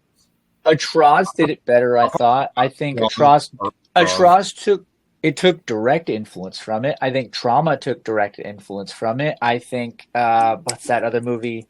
I can also see where Serbian film took influences from other films, because you have films from like the late 90s that were like that as well. I can't think of them off the top of my head, but they're like during the French horror revolution, like Frontiers, you have Martyrs. I think all of them borrow Inside. I think all of them borrow from Inside is amazing. Absolutely. Probably my favorite of that French revolution, like Raw, Inside, High Tension, Frontiers, Martyrs, Levide, and then Claver or something like that. Calaver. Taylor, have you dipped your toe into, as Jim and I were talking about earlier, Hong Kong Cat 3 movies? I have not. So, Jim, do you want to explain what a Cat 3 movie is? No, I don't, Mark. Okay.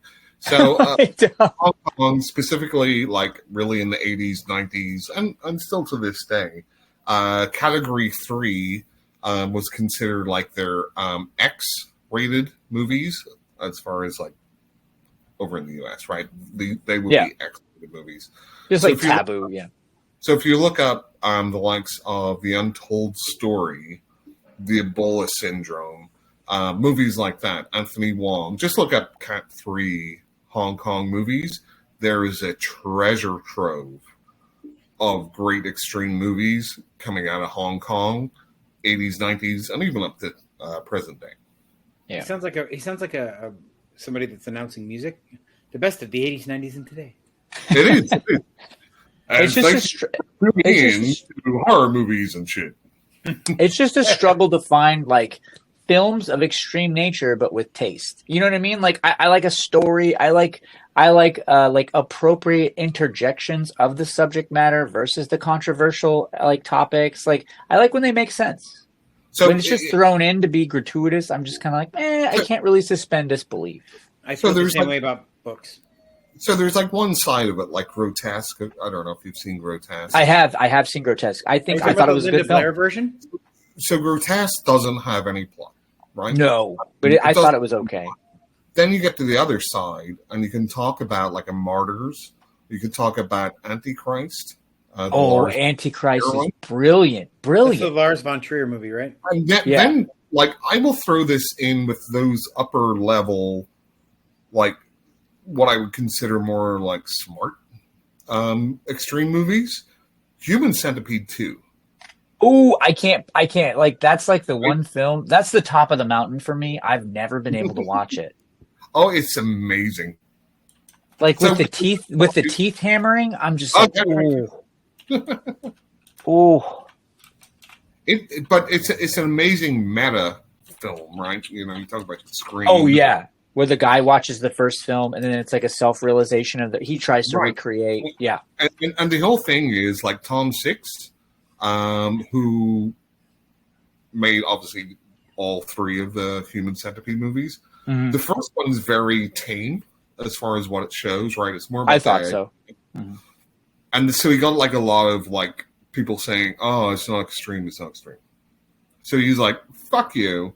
I'm gonna make Human Centipede 2. I'm gonna make it like one of the like most extreme movies ever made. We're gonna stomp a baby in the middle of a car." Oh.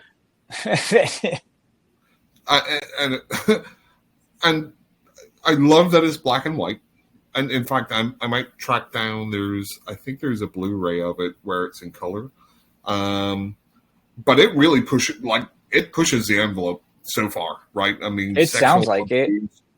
Like if you haven't seen it, is it the shit that's putting you off, or? No, so the teeth, like when the scene where he when he makes the centipede, he has to hammer their teeth out, and I'm just like, for some reason when it comes to teeth, I can't if someone's hammering a tooth, I can't do it. I don't know why that's my thing, and just for some reason like losing teeth is like I have dreams about it. It's like I feel like it's a common fear in like men is like losing teeth or like dreaming about like your teeth turning into sand or losing them. I don't know, for some reason like I manifest it into real life and I can't. View that depiction. Have you seen The Dentist? Yes, I have actually. I have seen that. Yeah, that movie's fun. But I saw it when I was a little kid because it's a movie from the 90s. If you've seen The Dentist, you can watch Human Centipede too. Okay, so it's not okay. It's only it's only one person that he does it to that you really see, and it's just very quick. Okay, I will watch it tonight. Actually, it's amazing. In fact, the first person I ever met at a convention was Lawrence Harvey, who plays the main guy in it. No way! The weird looking guy, dude. That guy looks crazy. And he's so nice, and he's a big horror nerd too, which is cool. He looks crazy. He looks like Colby if Colby never stopped eating sandwiches. but the amazing thing is, he doesn't say a word in the movie, right? He's a mute protagonist. I didn't know that. Yep, he says not one word in the movie. You know what, dude? You have gotten me intrigued, and I'm absolutely going to pull the plug on this, and I pull the trigger on this. I'm going to watch this film. Part 3 is not the best, but Part 2 is one of the pinnacles of extreme horror, especially like mainstream, arty, well shot, well made. What the fuck's going on? Oh my god, this is crazy. Yeah, stuff. Yeah, it's really good. Because I'm not well versed in extreme horror, but I have seen like the staples, and I do appreciate them. Even Serbian film, I think it has its place, right? Like I recognize it as having its place. I don't get upset when people mention it. I'm willing to have a conversation about it. Other films, I do like Serbian film's probably the bottom of the list for me, but it was my introduction, and like admittedly so, it was my introduction into extreme cinema, and then I kind of went into it and I branched off of it, and I appreciate it for what it is, but I do realize that it's like the very bottom, and it goes extreme horror does so much more. And well, yeah, and again, it's all subjective, so. I mean, like Grotesque, the end of Grotesque when he has his entrails hooked up to the hook, and it's like, okay, walk to this point of the room with your entrails being pulled out while you walk. I'm like, who would think of this? Who would think of this? And like, it is the human spirit, like overcoming like whatever this like pain threshold you have. I don't know. I thought that was a cool scene. Jim, I don't know. Listen, edgelords, I don't know shit about what you're talking about. Yeah, I know. No, I'm totally kidding with the edgelord comment, but the only grotesque that I've seen is the Linda Blair version, and that's not what this is. That's not what this conversation is. We just hijacked the whole podcast. I'm sorry, okay. Jim. I'm sorry, Colby. I'm sorry, guys. You don't have anything to apologize about. Are you having a good time? I don't fucking know, dude. Goddamn horror. That was fucking amazing, dude. That's all that matters. I've never been able to have a conversation about a Serbian film. Never in my whole life, because everyone's just like, "Fuck that film." Immediately is the first response. I'm like, "Well, I'm not saying I enjoyed it or liked it, but there are moments in it that have inspired other horror that we enjoy today. Now, well, there's another movie that I need to talk about because apparently everybody loves it, but me, and I thought it was garbage. I haven't seen it. We'll talk about it a bit later when we do. Butt Boy? Fuck no. I haven't seen that. Bad. That movie's so bad. I haven't seen it. The third act is fucking hysterical, but everything else in the movie's terrible. Have you seen The Greasy Strangler, Jim? A few times. It makes me angry. I think it's good. Not big. Not because of the male nudity in it. I don't care about that. I liked it. I don't care about male nudity. But like the way it made me feel, I felt dirty. But that's I felt exactly, like Dude, That's- I like that movie. that's why I liked it, is because I felt so uncomfortable for so much of the movie. Do you know how hard it is to make me uncomfortable? well, I mean, Mark talked about the movie theater that you were in. That so- didn't make me uncomfortable. Okay. It annoyed the shit out of me, but it didn't make me uncomfortable. Paul Rubin, stop He said it beating didn't off. make me uncomfortable. It did not make me uncomfortable. Might have when I was 11, but if we want to, say pedophilia is okay, that's up to you. Yeah, no. That's sort of the vibe I'm getting, based on the conversation we were having. No, Jim, absolutely not. No. No, I'm just teasing. Seriously, all kidding aside, the Greasy Strangler I thought was a masterclass in making people uncomfortable, and that's why I love it. Oh, 100%. 100%. That's exactly why I loved it. I fucking love that movie. When they were singing "Hootie Tootie Disco Cutie" with their asses, I was like, I don't know why I'm still watching this movie. Dude, when the big girl grabbed her ass and started talking like Ace Ventura, dude, I was dying. Can we talk about that though? Like, she has lost a considerable absolutely. amount of weight, and she's tiny now. Oh, I haven't seen her. We saw she was at Spooky in Orlando. I'm gonna go pee. Okay, Did she look good? she still looks like her, but she just lost a lot of weight. I mean, I didn't have a. I'm I so thought she jealous was, I thought that she you guys was. met her at Spooky Empire. I didn't meet her. I just walked by her table, Oh, but that's okay. that's I mean, incredible, though. It is. It's a blast. You should come down one year. I want to soon. I want to come down this October. You should. It'll be a blast. I'm trying to get Bobby. So like Bobby and Ginger, and there was somebody else wanted to meet up somewhere. Where did he go? Like Taylor just He said he had disappeared. to go pee real quick. Yeah, but no, like his box disappeared. He said he had to go pee. Oh, mean- yeah, I just saw it disappear, too. Like he's gone. I hate people that disappear. Fuck you, Mark. I hate people that disappear. Yeah, much like Colby did earlier, Taylor's now gone. I guess he'll be back. Cole, But anyway, Well, my Cole, shit just like, go ahead and talk for a while. I feel it's been... yeah. so we were just talking about Spooky Empire and the Greasy Strangler. Have you seen the Greasy Strangler, Mark? I saw some of it. Some of it? Why only some of it? No, I started watching it and I stopped Why? because I wasn't in the mood for it. That's fair. I can see that. It is Because- definitely. It could be a mood Well- watch for sure. Well, to me, it was very much like Napoleon Dynamite type Yeah. Yeah. movie. Yes. Yes. And I wasn't in that mood, so I started it and like, okay, this is kind of interesting, but ADHD. Yeah, I get it. I get it totally. That's But such like- a brilliant fucking reference. I didn't even think of that. Yeah. Kind of that quirky filmmaking sort of. Stupid Mhm. llama. Eat your food, Tina. Oh, Teeny dude, fat lord. okay, so talking about B movies, right? You know Uncle Rico in that? Yes. Yeah. Have you ever seen Terror Vision No. from the 80s? So if you watch Yeah, I did. So you know the guy that he's into metal. He's like the long haired guy in the Aliens. That's Uncle Rico. I never fucking knew that. I know, it's crazy, isn't it?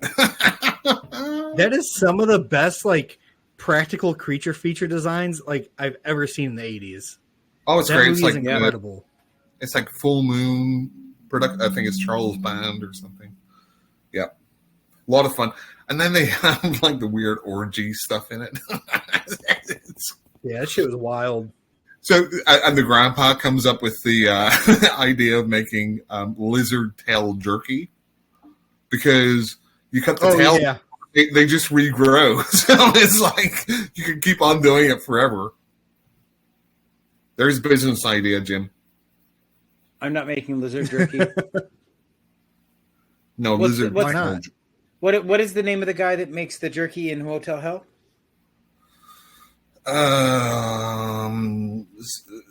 Uncle something fritters, something fritters. Let's see. Uncle. See, you don't even know. No, I don't. That's why I asked. Uncle something fritters. Fritters. Farmer Vincent's Fritters. Right. So, have you seen Motel Hell? Speaking of B movies, Colby? It's been a very long time. The garden scene scared the shit out of me when I was a kid. I do remember the garden scene. That when they pulled the bags off those people's heads and they couldn't talk, they just went. Oh my god, that was fucking creepy as shit terrifying. when you're 7 years old. I think they were pots. Absolutely. Right? They had pots over their heads. I thought it was just a bag. I could be wrong. It's been a very long time. I think it was pots, like plant pots. Let's see. I think it was pots too, because when I saw Harry Potter 3 Prisoner of Azkaban when they're in the botany class, that's what I thought of. Let's see.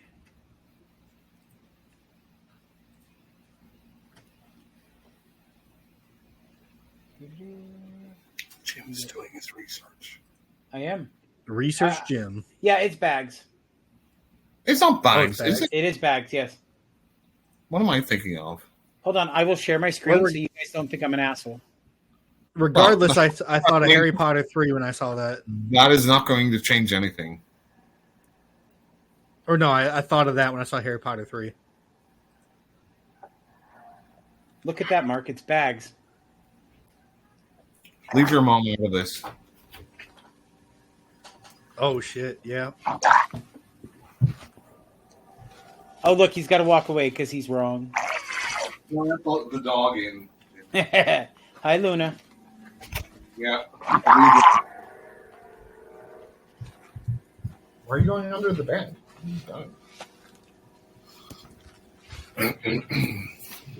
You see this, old man? You're wrong. Oh no. I'm 1% wrong against 99% right against you, Jim. That noise is disturbing as fuck.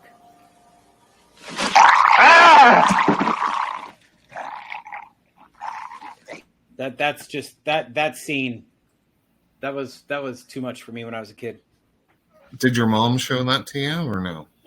No, Mark. I stayed up late and watched it on HBO myself. Thank you. And how did that affect you, Jim? I'm still doing this podcast with you, aren't I? That What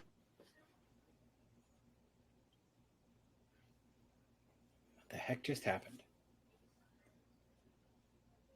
Who Did died? Mark freeze too? I thought it was me. I don't know. No, I think Mark froze. I can hear you. Okay, good. Like everybody's just Here's getting this booted fucking off. doofus. Yo, why'd I get booted off? We don't know. You just all of a sudden were gone. You said you're going to pee and you were gone. Yeah, I just had to use the restroom real quick, and then I came back and I saw my face, but it was like, "Yo, you're not." I guess Colby sent me a message. He was like, "Yo, you're not here." Yeah, and Mark is not here anymore either. I don't think. But that's good. Colby needs to talk. Jim, Toby, you talk. To Zoom. We did no. We'll be switching Toby? off this anyway. Zoom is the best. I'm It's the not best. paying to do more than 40 minutes, and our podcasts rarely go under 2 hours. Zoom is the best. The best. I disagree. I'm just glad you're not talking about fucking Serbian film anymore. Right? It's about fucking time. Jesus. I'm going to get Chuck on your ass next time that happens. Dude, I don't like it. I don't know. I have like a Taylor, I'm kidding. I don't You have like to it. I just justify it. appreciate it. I don't know, dude. I just when people I never block people when they're like Serbian film because I'm like I get it. Oh, you dude. mean like I get Rico? I get it like that's dude. He fucking everything He that egged I shit see. on so bad. But I get it. I'm like, dude, if that's like where you started, cool. Everybody's got to fucking start somewhere. hated As that long dude as at first, but now I'm accepting him now. yeah, same. Because like I don't know, Serbian film's not like the top of my mountain. It's just like the beginning. I'm just like, oh yeah, that's just like whatever. It's dirt, and then I just climb up and I find more tasteful films, and I appreciate them for what they are. So I felt bad because Colby posted something about the podcast, and then I posted something, and somebody just commented, "Hi, how are you?" What the fuck? I'm fine, I guess. It's weird. Yeah, I don't Mark, know why we're all good as getting gold. booted off. Mark, your wind tunnel's back. Hello. Mark, are you on the freeway? He's got to fix his audio. Your audio's fucked, Mark. Colby, I'm so sorry for talking over you, dude. I think he's used to it. You weren't talking over me. I just didn't have anything to say about Oh, okay. Serbian film. I've never seen it. Oh, Oh, okay. try it again. Can you hear me now? Yes. Okay. Just know that it's never my intention, dude. I never have like the intent to talk over you. Heads up, Mark's recording will continue on a new track. Ooh, how Do it. exciting! Change in your new device. Mark, you are such a pain in the ass. That's what So your mom anyway. said. Not to you. After I'm done with her. No, she just asked if you were done. There's a difference. Are you done yet? See, Mark's much more used to hearing, "Are you in yet?" Whoa. Leave Ray out of this. Whoa. Just saying.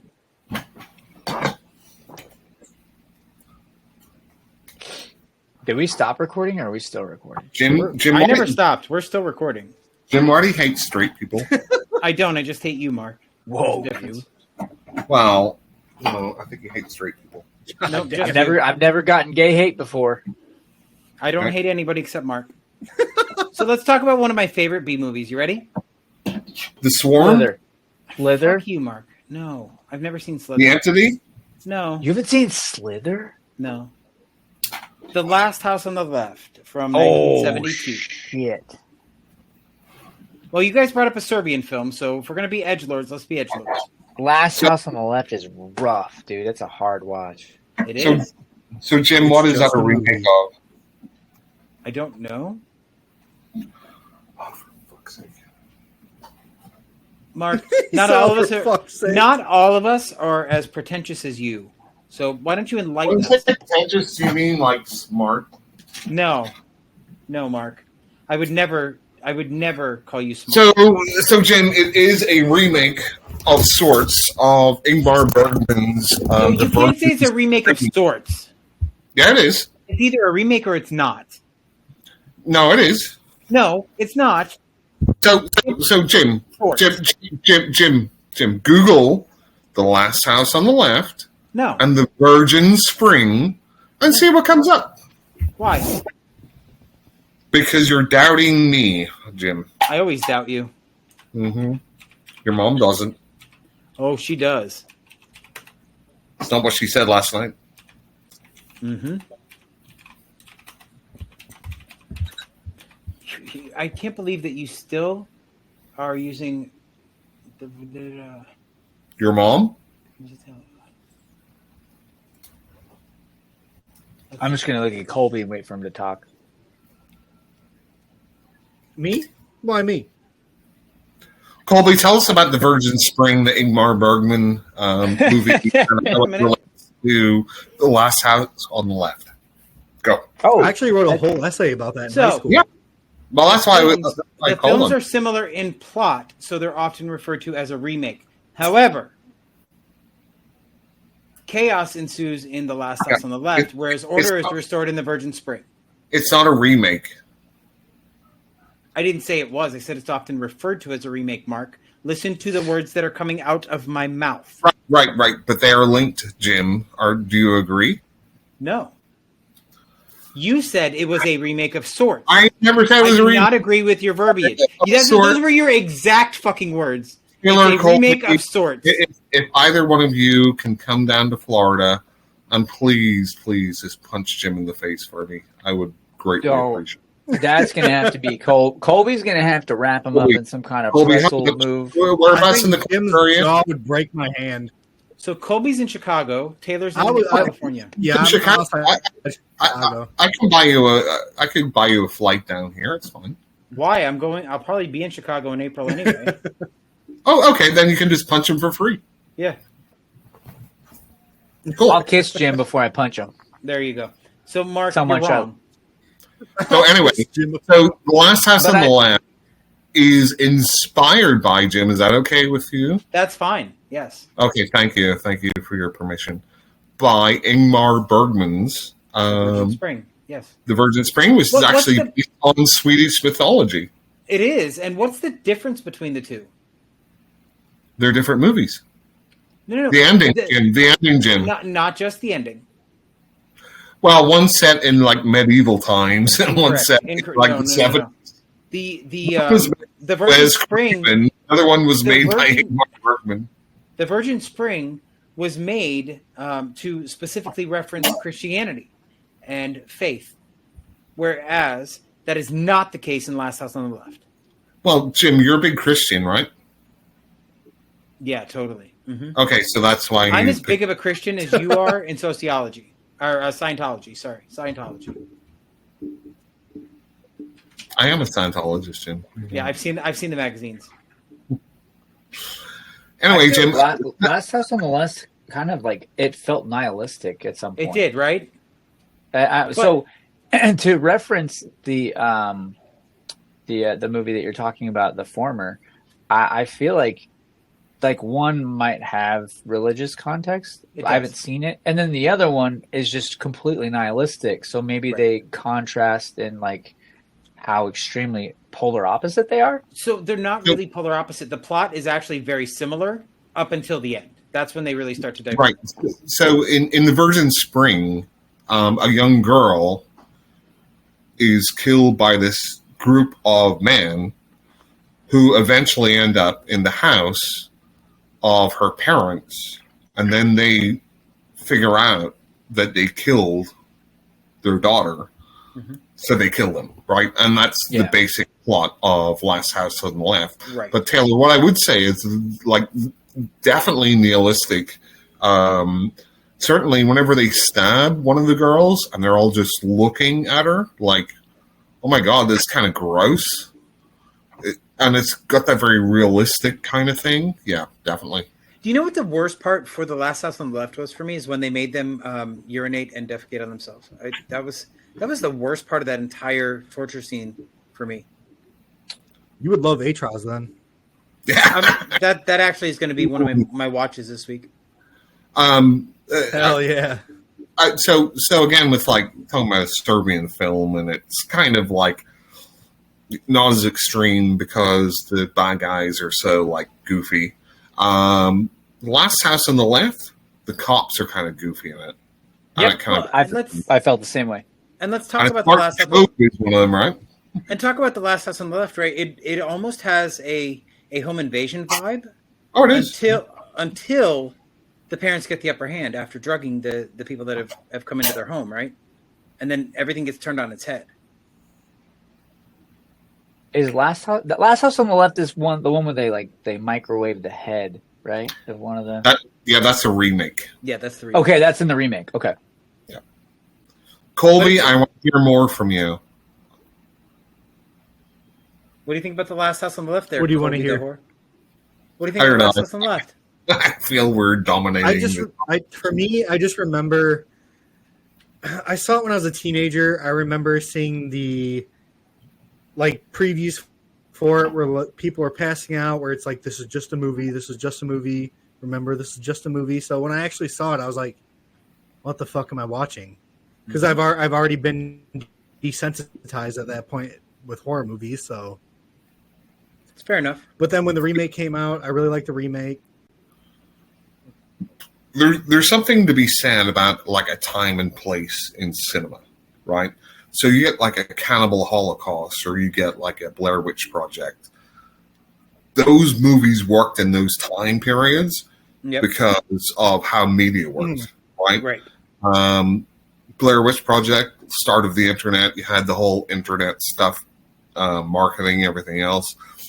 Cannibal Holocaust, and a lot of those kind of like early 80s movies where people were getting freaked out because it was on VHS and it looked like they were killing people because it was done in a certain way, and then it was kind of spread like that. Right.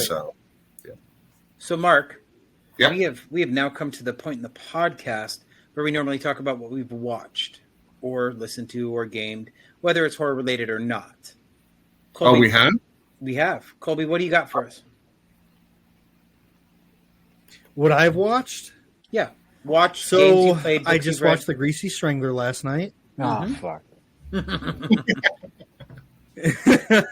Great film. I actually really like The Greasy Strangler. I know Taylor fucking hates it. I watched Haunt. What'd I you think watched of Haunt? Krampus, and I love Haunt. That's been like a yearly watch for me I haven't seen it yet. because our next podcast episode is holiday horror. Yep. So we picked Haunt, Krampus, and Thanksgiving. So, and then I was the one who picked Haunt. Haunt is one of my favorites. What do you think of Krampus? Oh, I love Krampus. Michael Dougherty, fucking amazing. Yep, I agree. What else you got? Hey, I'm trying Colby. to think what else I reviewed. Hey, Colby. Yeah. What did you think of one of my favorite books, The Dark Side of Hell? Fucking disgusting. Wasn't it? That dinner scene, right? Can you try to get that author on your podcast? I will reach out if I can find him, yeah. I want to know how that motherfucker's mind works, dude. I absolutely agree. And from what I understand, all of I his bet work Mark is would like that. that fucking book. No, Mark Mark would would hate it. like that book. Mark, you should check You out think the so? audiobook, The Dark Side of Hell. Yeah. The Dark Side of Hell. Okay. So the dinner scene where So they cut up candy that corn woman is like one of my lasagna, favorite candies, and I'm not going to eat it anymore. right? I agree. It's fucking gross. It's so disgusting. Mark was on when I talked about it because Veronica is the one that cautioned me against listening to it. She's like, I don't know if Yeah. you can handle it, and I did. I muscled right through it. I skipped the So scene can I with the say mom. too? I Yeah. fucking asked Jim for an entry level extreme horror book, and this dude told me The Dark Side of Hell. So I was like, okay, can't be that bad. What the fuck? So if you want entry level, you should check out Writhe by Erica Summers and H.M. Walls. But you've already been initiated, so now you might as well just go balls to the wall, buddy. Yeah, So- now I'm in the deep end now, dude. You are. You're balls So- deep in extreme horror. So Mark, So go ahead, Mark.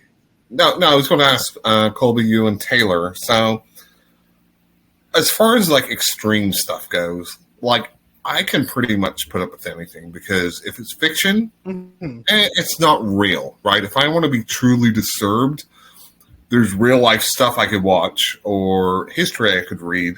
But whenever it comes to like books or movies or whatever, and it's just fiction, not much bothers me because I can like compartmentalize that. Just like it's just fiction. Right. They're going to break for lunch, and then they're going to do something else. Is there any lines, or is there any sort of where you're like, that's too much, or I don't want to see that, or I've heard about it? Is there anything like that's too much? I mean, extreme horror doesn't really bother me, but I just don't care about it. Like, I don't care about like the shock factor shit. Like, if someone recommends it to me, like, yeah, I'll watch it. Like our movie guy Chuck, like if he like tells me to watch something, I'll fucking watch it. The movie I watched last night kind of hit me deep. Do you know Combat Shock? Yep. Mm-hmm. So I watched Combat Shock last night. It's a trauma film. Yep. But like the imagery, nothing like that bothered me.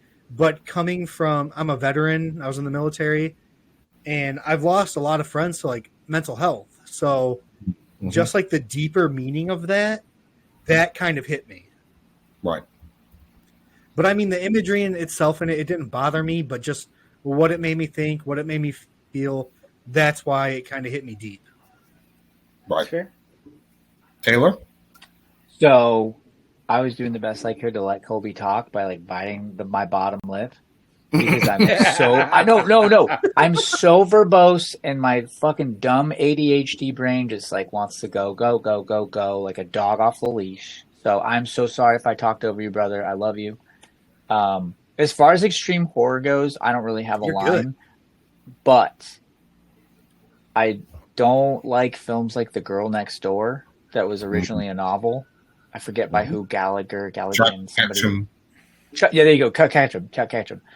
I'm not like a fan of stuff that's just like, oh, we adopted this little girl and then we like her sister came, and then I would rape the sister, and I would tie the little girl up, and then I would let my son sexually assault a little girl, like that kind of stuff. Like I'm not a fan of, you know what I mean? Well, Because that was based on a true story. yeah, and that's what was even more disturbing about it. That like it even more nailed it home, and they like blow torch her genitals and stuff like that. And I don't know. You know, or like the Megan is Missing stuff, where it's like a horrible film until the last 20 minutes, and then like, it shows like a 13-year-old girl get banged and then thrown into a barrel while the guy digs the hole and then throws her in. Like, I don't really like those films, but I'll still watch them. So Megan is Missing, right? It is like I think the first hour is more torture than the last. Yeah, it's horrible. It's a horrible movie. Just because Bad it's made film. awful. It's just Yeah, But it is very much within the optical lenses of these little kids. Like that's what they do. This is the 13-year-old. I don't know. I haven't been 13 years old for 30 years. I don't know. So or 28 years. It just feels weird. Like an adult guy wrote this for girls to say it on camera, and that was more uncomfortable for me than the pretty shocking ending. But I don't think I have a line. Like I wouldn't say I have a line. I'll watch something if it's disturbing, but like there are things that like I'm not going to rewatch any of these films. I don't think they have any rewatchable value. I just like watching them and talking about them on my TikTok so I can share it with people. So like we can both be traumatized and talk about the same shit. Like Trauma's a horrible film, but like you should watch it once just so we could talk about it because I don't want to have that live in my brain too and just be by myself. Well, like the guy bangs his mom in the first like 5 minutes of the film, and you're like, I don't want to see this. I wish somebody would talk about it with me. I need a safe person to yell at. Colby. Mark, did you watch The Coffee Table? No. What's that? So The Coffee Table is an incredible film. A lot of people, they take the shock factor of what happens in that, but that didn't fucking do anything for me. I'm not going to say what it is, but I think you should watch this film. It's one of Chuck's favorite movies. It's all over TikTok. I don't want to overhype it. It's my favorite, but it's just it's one of my favorites of 2024 right now. I haven't seen it yet. But it's the feelings it gives you throughout the film. Like the shock factor didn't do anything, but it's what makes you how it makes you feel throughout the movie. So would you recommend what I love about the movie? Would you recommend it to somebody that's a cold dead heart like myself? Yes. Okay. Just asking. But I don't think the Coffee Table's about. If you don't. Oh, go ahead. Sorry. No. I've been talking over you the whole time. You go, buddy. No, I was going to say, even if you don't have kids, you don't have loved ones, that's not what it's about. It's the way I explained it is when I would get in trouble in school or I did something bad and I was trying to hide it from my parents, it's that fucking dread and anxiety I felt hiding it from them. And I felt that through the entire movie. And that's what Colby said. Like, that's a movie that made me reviews. fucking feel something. I feel like that Colby gets that feeling whenever he masturbates. How do you know, Jim? What'd you say, Mark? How do you know? Did you listen to my words? Listen, No. Well, yeah, listen, because he gets it in my chest fucking hair, and it's so hard to get out of my chest hair, dude. I gotta like go to the shower, and it's like all stringy and this shit. It just stop bloating on my chest hair, dude. It's weird. I'm sorry, Jim, that wasn't mayonnaise coming from the popcorn bucket. Jim's like, who eats mayonnaise with who eats popcorn with ranch? Oh, that's not ranch. Who eats ranch? That's hey, disgusting. for real though, I want Mark to watch The Coffee Table, and I'm in the horror movies and shit Facebook group. So yep, I want you to watch it and then post like what you thought about it. Is it streaming somewhere or? It's on Amazon Prime for like $5. Okay. I'll send it to you, Mark, if you want. I have a copy of it. You can have it for free. I like free stuff. Yeah, you can have the actual. I have the actual DVD. I'll give you a recommendation too. It's 2014's The Treatment. Have you heard of this one? I haven't heard of that. I don't think I've heard of that either. Wait, have I seen it? It's a Belgian movie, actually written by an Irish author, and it's really disturbing, but it's not graphic. It involves somebody kidnapping or holding hostage a husband and wife and then taking the kid. But there might be more going on. Might be. It might be. Look it up. 2014, The Treatment. It was on Amazon. I don't know if it still is. Okay. Like, I have a movie recommendation for you, Mark. This is a Spanish film. It's called Kidnapped. seen it. What did you think at the very end? So this was one that I remember got a lot of kind of like a lot of people were talking about it, and it must be what, like 5 or 6 years old or older than that. I think it's only a couple years. No, The last 5 years. Was it pre-pandemic? 2014. It might have been 8. It might have been 18 or 19. It's 14. If we're talking about The Treatment, it's 2014. Oh, Kidnapped. Kidnapped. Sorry. And it's the Spanish one, right? Yeah, Spanish film. 2010. Really? Mm-hmm. That's crazy. I can't believe it's that old. Yeah, I remember liking it, but I don't remember. There's also one from 2023. That's the one. 2023. A Jewish boy is kidnapped and converted to Catholicism. No, it's the home invasion film. It's a 2010 one. Yep. They burst into a home in Madrid. Yeah, Madrid. I don't remember a lot about it. I remember liking it, but nothing really stood out. I think somebody gets beaten to death in it. Yeah, no, the end scene where like they kind of like it's a no hope film where the end is just like, oh, there's no hope. Like where you think that girl's gonna get out, but then the last scene is like her and the knife. Well, yeah, I mean, and we could totally have a separate episode about gut punch endings, right? Yeah. Like The Mist. Oh, that's the best ending of all time. No, it's not. A Serbian film again. Nah. No, it's not. Yeah, I mean, no, that's a gut punch ending to that It is a gut movie. punch. Oh yeah, where they're all laying in the bed. Where they're all laying in the bed and they're And they come in and say, start with the small one first, right? That's like a twist. So yeah, and I like nihilistic endings to movies because most movies end. Mark, what did you feel about, or how did you feel about Speaking No Evil? About what? Sorry? Speak No Evil. Speak No Evil? Speak No Evil. That movie, the Dutch film. The ending is terrible. Like I don't Have I understand. seen that? The whole fucking movie was terrible. Well, it is terrible because nobody in their right mind is going to behave like that when their family's in danger, right? Like there's a limit to politeness. Yeah, like I understood the pacifism fucking Bullshit. message in the movie, but it just pissed me off. Like when something actually happened to the kid, I didn't even fucking care because I was so pissed off. I was like, you know what?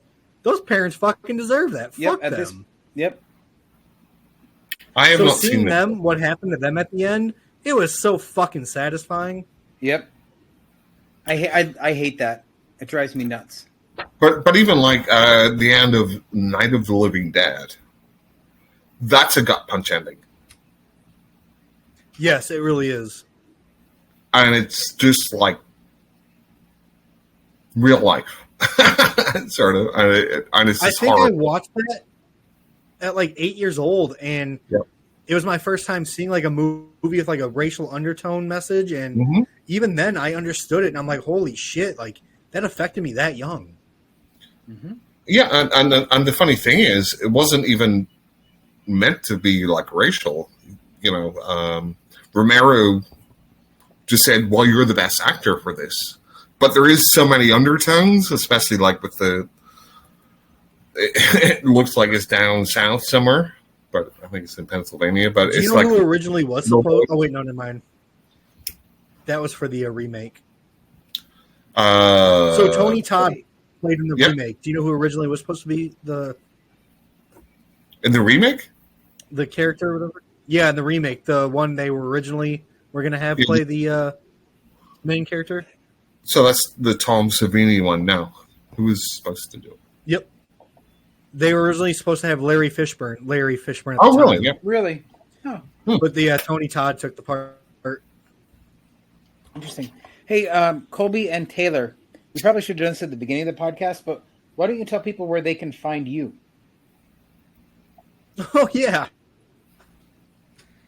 You can find me at Horror Madness, and my name is Matthew. Jesus Christ.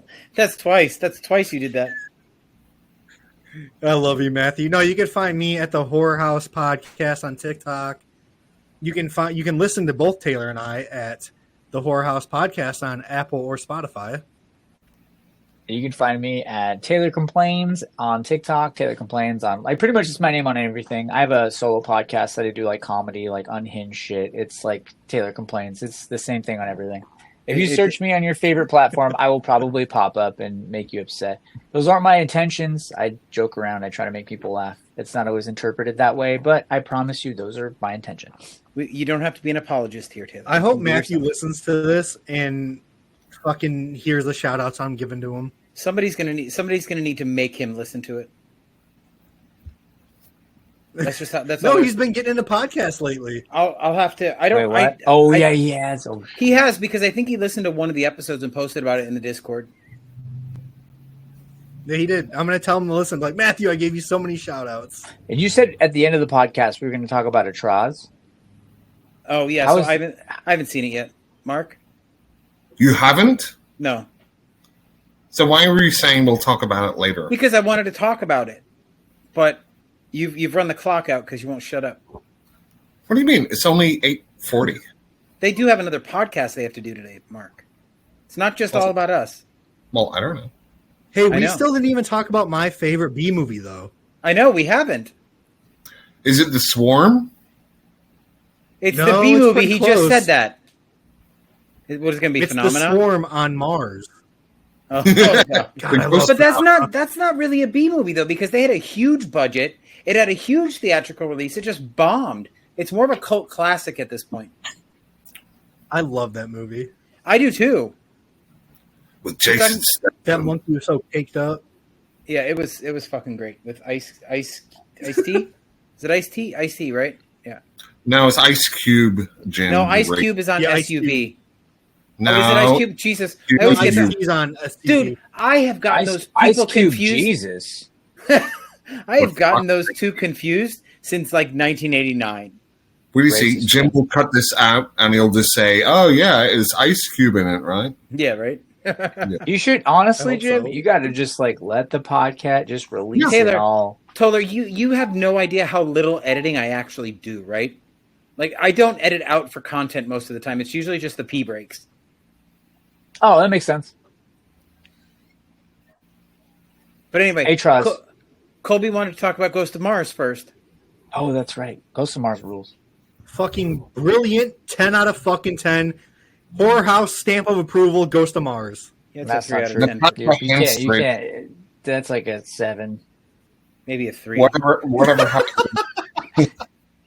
Whatever How dare you happened. put the Horror House podcast on that fucking. Whatever happened to Natasha Henstridge? I don't know. She disappeared. I don't know. Colby? All I know that she did was what? Species and Ghost of Mars? Yeah, I think she did. No, some- she did. She came back and did some TV shows in the late 2000s, like The Secret Circle. I think she was the mom on that one. She's been in a few Never TV heard of shows. that. She's very hot. She is. She's very beautiful. That's why I like Species. So speaking of species and hot, can we talk about the alien in Splice? That was weirdly attractive. No, Jim, that's you. Weirdo. Yep. The alien? Yeah. No, that's where that movie kind of lost me. I'm like, Adrian Brody's like, oh, this total thing that we just created, I'm gonna fuck it now. That's you're gonna, Splice. That's That's what we're talking about, Taylor. Are you not listening? No, I was, but I Species. You guys were talking about the main actors for Species, but Splice. You guys popped in. I was like, is that Splice? Yeah, That's Jim- just a. always derailing us. I'm always going off on a tangent. Anyway, Atraz, Mark.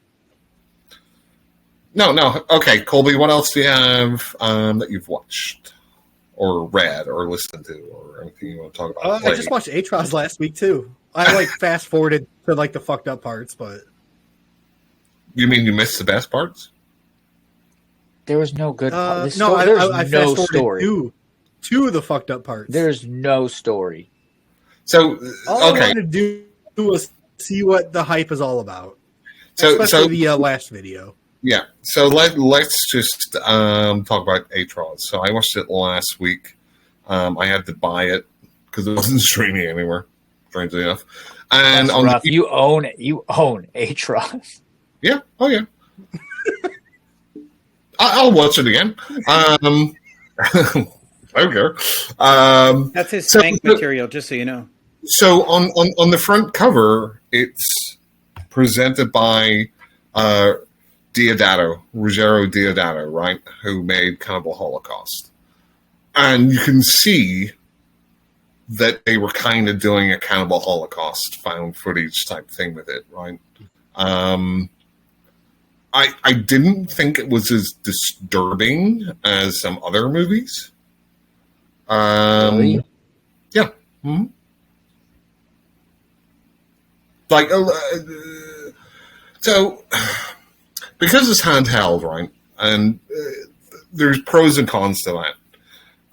It does make it feel a little bit more real, but also it makes it feel cheap and not real at the same time.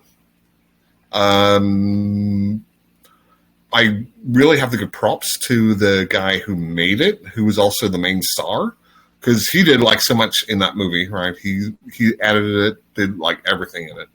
I thought it was fine. 7 out of 10. That's a fair score. If I think if it would have gotten higher than a 7, I would have been like, eh. But you know what? 7 I get. I 100% like your interpretation of that film with that score. Like for some reason, I'm like that's easily digestible to me. Like I get that. So, like with any sort of media, right? If you're searching for a certain thing, and that's what it does, then it has to get some points, right? If I'm looking for like a slapstick comedy, and I find something that's like a romantic comedy that's got no pratfalls or anything, oh well, that's not what I wanted to see. I'm gonna, if I want to see something extreme, and it's pretty well done, and it keeps me engaged, and I'm like, oh my god, that's crazy. That's what I want, right? Yeah. Oh, another movie I forgot I watched was In a Violent Nature. Yeah. Oh, was that it? So I feel I'm either going to love or hate that movie. That's pretty much what you're going to get, Mark. You're either going to love it or you're going to hate it. Taylor and I both loved it, except for the ending. Is the best film that I've seen this year. I don't know. I thought it was exceptional. Upon revisiting the film, like mentally and just like, I don't know, just that being in that space, it's an amazing film. It's not going to be like a dumb slasher. Like I want to see Jason. Like you're not going to like it if you have like, you know what I mean? If you have that mindset of just like, I want to see like stupid kills and like stupid violence and stupid this, like it all makes sense and it all culminates to something and the tension builds to the top of a mountaintop and then it gives you what you want. And sometimes it doesn't give you what you want and you have to appreciate what it gives you because the next scene, it's going to give you twice as much. I think what it leaves out in one scene, it makes up for in another one brilliantly. And it's all just one hand washing the other throughout the whole film to where it leaves you clean in the end. It's such an experience for me to be able to see that film and such an original. It's not an original setting or an original thought, but it's very well executed. And I think it's a thought that not a lot of people execute well, and it's not done very frequently. So I feel, I haven't seen it obviously. I feel it's kind of like a gimmick movie. Yes. And you're either going to go with that gimmick or not, right? So yes. it's like Hardcore Henry, if you've ever seen that. Yeah, the first person shooter. Yeah. The first person. Yeah.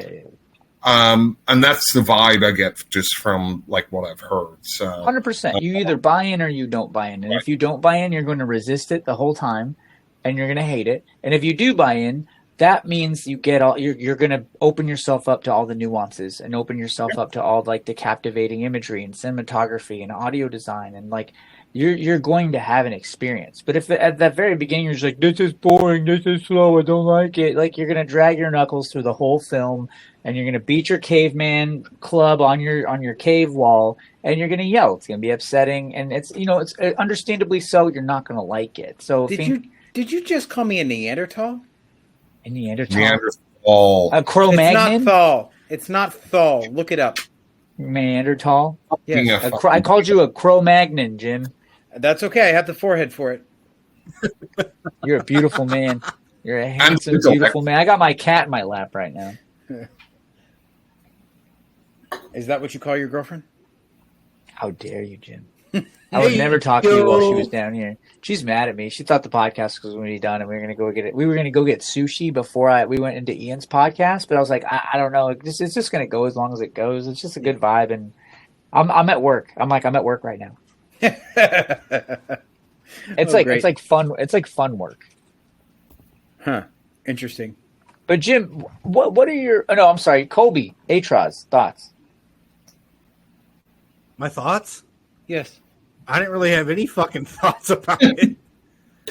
Well, because the poop was disgusting, and I really like that POV shot of the butt cam barbed wire device. There's an internal butt cam.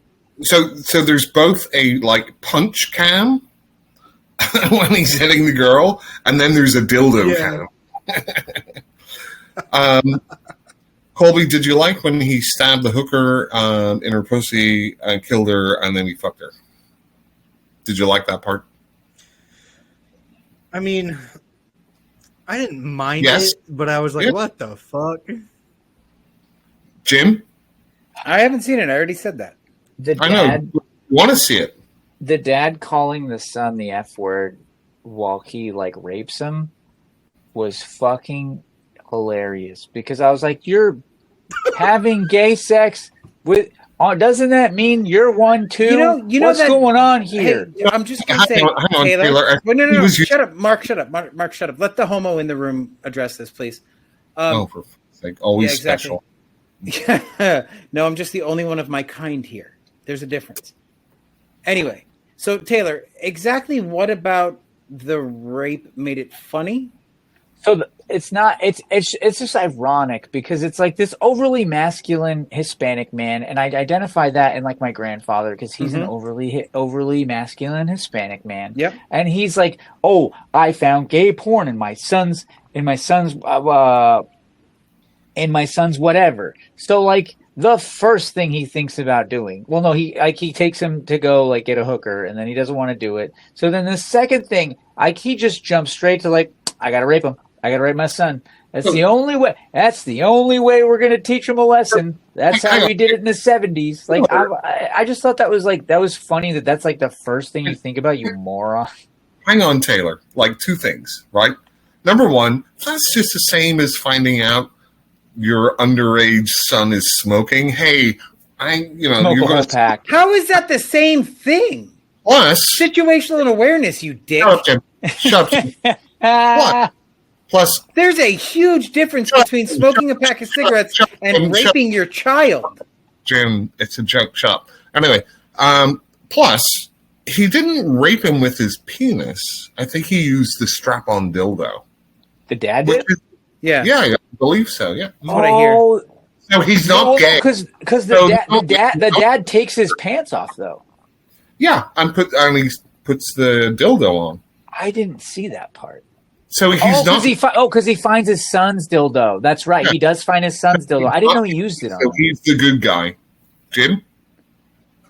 I'm not even going to address that because you are clearly mentally disturbed. No, I'm straight, Jim. So straight means gay rape is okay. That's where we're going with this. I get it. It was just a scene where you're like, It's so far from like Taylor, suspending disbelief. Taylor, we've moved on from your funny comment to Mark just being a complete and total psychopath. I'm not a psychopath. Mark might need to talk would you to rather somebody. be a sociopath? No, I'm not a psychopath. I said Mark might need to talk to somebody. I think Mark definitely needs some therapy. But yeah, I just identified it with like my grandfather. I honestly thought about my grandpa the whole time. I'm like, what would he do? Do you have something you need to talk about, Taylor? Yeah, Taylor. No, because my brothers are both gay, and I was like, if my dad was gay, what would my grandpa do? I'm like, would my grandpa do this to my dad? And like, I thought about it, and I was like, in the middle of the scene, and I was like, oh, this is so inappropriate right now. Like, my reaction to that was like so internal and inappropriate because I completely, yeah. But like, it wasn't my response to the actual what was happening. I just internalized it and personalized it, and I was like, "Oh, my dad, my grandpa." Because like, okay, let's get off this movie if you don't mind. Let's move on to something else. It's not a good movie. We didn't even talk about the doo-doo yet. Oh, the doo-doo. Yeah, no, I'm done with this one. Let's move on. No, Jim, you are not the fucking master of this place. Okay, I actually am because I can mute each one of you fuckers. So there's a scene. Colby, do you want to? So there's a scene. So Colby, do you want to explain what happens in the certain fecal scene? I watched Paranorman. Paranorman's great. Paranorman is so good. It's an underrated gem, but So it's like low-key sad. I tried, Jim. I tried. These psychopaths abduct a transgender. Oh, prostitute. fuck me! Come on. I told you. I tried, dude. I really did. They beat the ever living shit out of her until she starts defecating herself, and it looks like Campbell's chunky noodle poop. You piece of shit. You're a piece of shit. And they feed it to her. They put it in their own mouth. It's very disturbing. The guy loves it. He does. He does love a melted. Turn on, just like period blood. He does love a melted Snicker bar. I'll tell you that. That guy would love Corey Cowley. Let's all be silent until Jim comes back on, and then we can still talk about it. I feel bad, dude. I feel like Jim really didn't want to hear that. I can still hear you, Mark. Oh, you can. Okay. Yeah. So the guy gets the poo-poo, Jim, starts putting it in his mouth and laughing. It's like a chocolate swirl. Thank you guys for listening to the Horror Movies and Shit podcast. I'm shit, exactly. Horror Movies and Shit podcast. Yeah, I mean, that's... Taylor, you finally got it. You got the Horror Movies and Shit now. And the funny thing is, Jim has a tattoo of Horror Movies and Shit. And this is the shit that we're talking about. We are the ones who did it. Taylor, we are the ones who did it. Jim? I didn't want to do it. I didn't want to say it. It was right in front of me, dude. And I had to... You know what I mean? I mean, they did what any normal person would do, Jim. Paranorman was a good movie. Yeah. It was good. It's emotional. It was a great movie. I wouldn't talk to my dead grandmother if I could because, dead grandmother. Xenophobic. No, explain why you wouldn't talk to your dead grandmother. Dude, because every time my grandma and I would go somewhere, she'd ask everyone around her if they spoke English. If they looked even remotely different from her, and I'm like, Grandma, shut up. That's exactly why I would never talk to my... Like, if I had Paranorman's powers, I would never speak to this broad. Never. Because she couldn't have, like, a normal conversation without asking if you spoke English. My grandma, everyone speaks English. Shut up. But Taylor, what would you do if you kidnapped a transgender hooker? Jim, I'm doing the best I can, Jim. You got to steer the boat because it's got no gas anymore, Jim. There's no more gas in the boat. Jim. Mark's boat doesn't have any gas, Jim. We're floating in the water. Oh, floating. Yeah. Floating in the pool. Yeah. We haven't even gotten to the period blood. Fucking. Oh yeah. Yet. There's still a period blood video. Why did you bring that up? I don't know. Because I hate myself. I was on Team Jim too. I was on Team Jim. I feel so bad. Jim's taking a nap, dude. He hates his own podcast right now. I don't like this. You can't. There's no editing for this. This whole episode is either trashed or he can't edit any of it because continuity would need all This of it. is going to be a sense. Patreon episode. Jim, name the movies where people eat shit in it. Go. Salo. Yep. Salo. Pink Flamingo. Cannibal Holocaust, I think. No, I know they rub it in the wound to get infected, I think. Mm-mm. Jim? Bone Tomahawk. Jim, you want to talk about Bone Tomahawk? Taylor, you're not helping. There's pregnant ladies without limbs. Two Girls in a Cup, Jim. I really feel bad. I really feel like Jim's bothered. Oh, This fuck is it. Matthew, and you're watching Two Girls, One Cup. And you know what? If Jim is bothered, this is so good for the podcast because people are going to be like, is Jim mad? Is Jim really mad? Is this a first for the podcast where Jim's been unresponsive? As much as I listen to this podcast, I've never heard Jim be this silent. I don't think I have. You're welcome. Now I feel like shit. When it sounded like, Damn it, I said it again. He's gonna. dude, I tried to bring up paranormal. Jimothy. He took his headphones off and everything. Dude, I tried. He's mad, dude. We made him upset. He's upset. contemplating his life choices right now. Wait. Can I just say, I did not film this movie. I was just describing what about it made me upset. And Jim asked me, hey, let's talk about Atroz. We could have gotten this out of the way earlier if we talked about it early. Yeah. It could have been number 1 or number 2 thing we talked about. Because then I could have known. Mulder right now. Number 2. Come back, Jim. Mark, have you seen Jim? Have you seen Jim this unresponsive before? Yeah. He's coming back, guys. He's coming back. He had a couple beers and then he was on the ground. And we're back with Jim from horror movies and shit. How are we doing tonight? Jim. Hey, Jim. Yeah. Jim. So, Jim, do you have any comments? Nope. I feel so terrible. I wish we would have talked about this earlier so that it could have gotten out of the way. I feel like we ruined it. He's got his fifis hurt, so he's fine. Anyway, Colby, what else have you watched or listened to or played? I went to a concert on Thursday. Ooh. I saw Tell us what bands, called Colby. Filth, We're all going to know.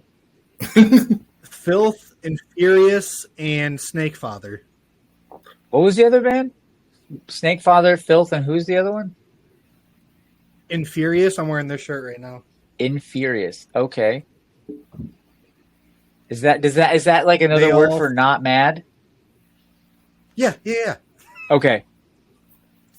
What sort of is it, like metal? Yeah, it's like deathcore. Sorry? What'd you say? I said, is it like a metal concert?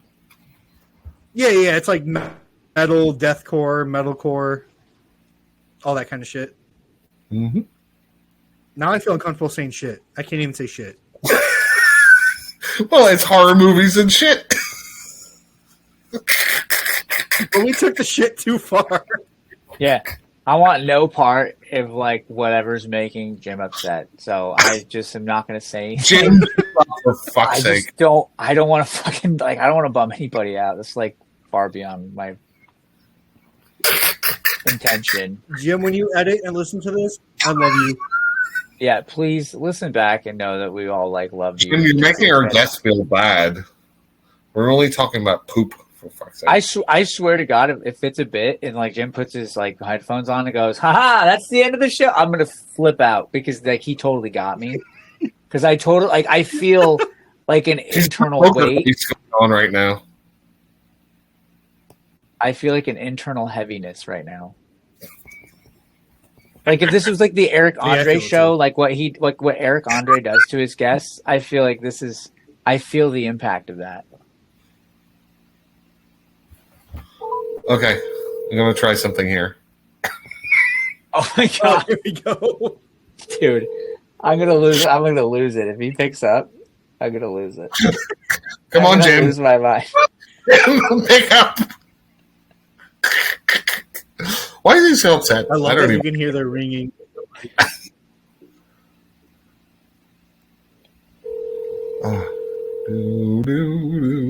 Oh, Oh, he's reaching for something. yeah, yeah. Please leave your name, number, and a brief message. Hey, Jim. It's Mark, Taylor, and Colby. I'm checking to see if you're okay, dude. We're worried about you. Please give us a call back. Oh, hey, Thank Jim. you. Are we We done? love you, dude. Yeah, no, Jim. We love we're you, not, Jim. We will not talk about anything that makes you uncomfortable. It's your show. No, we're fine. We're good. We This don't, whole like- last 5 minutes, all we did was talk about our love for you. Yeah, Oh, no, yeah, we didn't. sure. There's no. Yeah. No, And no, in no. that There the was, gayest way possible. I'm I know Mark better than that. There's no way that happened. I promise. I promise. We were Jim, just talking about how I hope he goes back when he's editing and listening. I Dude. hope he fucking hears our love for him. Jim. Literally, both Taylor and Colby felt so bad. And I thought this was like an Eric Andre thing where like you just like you. Oh, I'm gonna make my guests feel horrendous, and like I felt like heavy in my stomach. I was like, oh, I did. I I'm not said making you something feel bad. guilty. People of my age, when they don't want to listen to something, they just don't listen. It's fine. people of your age. What does that mean? Yeah. I mean, do you have to be a certain age not to listen to something you don't Well, want to listen to? some people keep listening just to get offended, right? But I don't. I just don't. At 23 years old, I respect that. I'm Jim. not, guys. Look, I'm not mad. I just didn't want to. I just did not want to take part in the conversation. Just don't watch the movie, please. I don't want that like in your head. It's not a good film. Just don't Jim, watch it. Jim, I can send you my Blu-ray if you want to watch it. No, come on. I'm just saying. I'm trying to be nice. Nice, I Mark. feel You're never so nice. bad. You're never. Well, I hang feel on. so bad. Hang on. Is it worse than Human Centipede 2? I've never No. seen. Yeah. I've never seen any of the Human Centipedes. No. So I don't know. Oh, It's I not. thought so. You think so? I mean, whenever he I thought so. injects... Oh, I'm not going to ruin it for Taylor. Anyway. So, Taylor, what have you watched, listened to, played recently?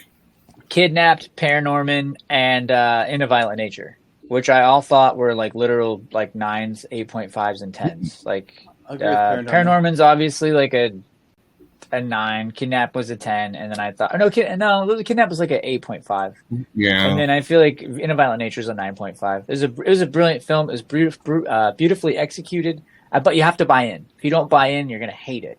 And Right. if you don't buy in, you're just gonna hate it the whole time. And it's like everything that the movie does, you already have a bad taste in your mouth. You're not gonna like it. It's an art house movie. I don't like that because you can't pronounce vowels. So that's how you sound when you talk like that about the film, and you don't like it. So So you it gotta sounds buy like in. Jaws where you have a bad taste in your mouth, or somebody did.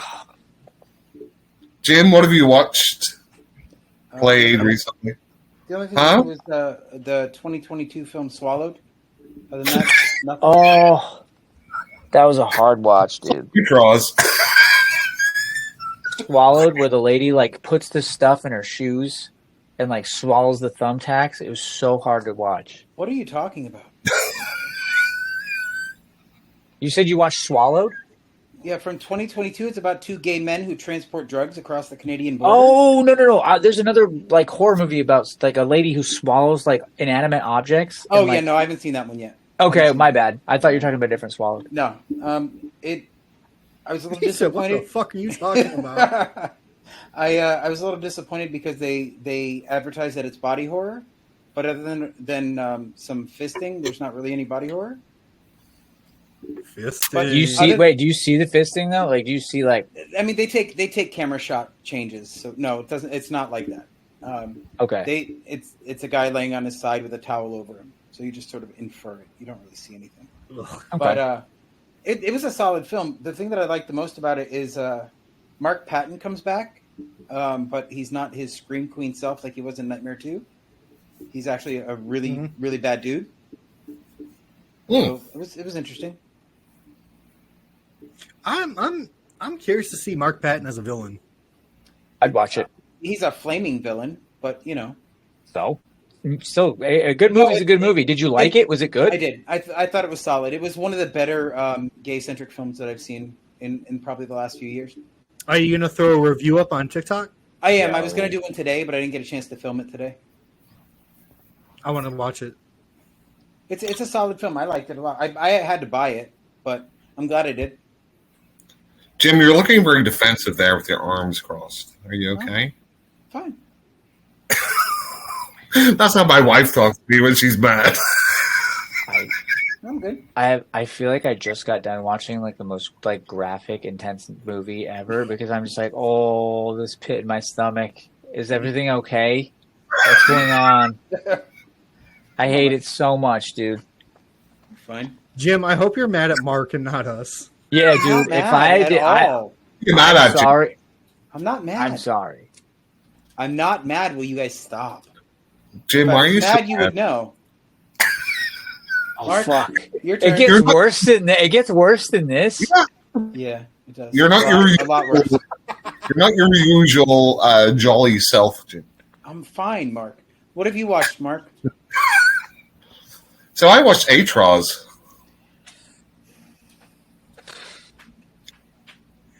God damn it. And And it was pretty good. So there's a part in it, Jim. No, dude. No, dude. No. Please, my stomach, dude. My stomach is like in knots right now. Please, he It's took in his knots. headphones off again. Dude, it's in knots. Wow. I guess that's Jim's trigger. It's my stomach is in knots right now. So I watched 2013. I've watched 2013 Spiders 3D. What? That's a thing? I remember that movie. Actually, the first. I remember that movie. Wait, Spiders 3D? Yep. About giant mutant spiders. I want to watch that. Is that like when the 3D revolution came out and like all like the Resident Evils and like the Yeah, 3D? That was like the Renaissance for 3D right after Avatar. Yeah. This was just kind of dumb fun. It wasn't very good, but it was fun enough. I also started to watch anyway, Three Body Problem. Is that good? So I am on to episode 5 so far. And I was a little hesitant because the guys that are like the showrunners were the same guys behind Game of Thrones. Yeah. And those last few seasons were just fucking awful. They were so bad that they ruined the whole series. Yeah, To me. they didn't have any source material anymore. Right. So this one, I guess, it's the full story, so they don't have to make shit up.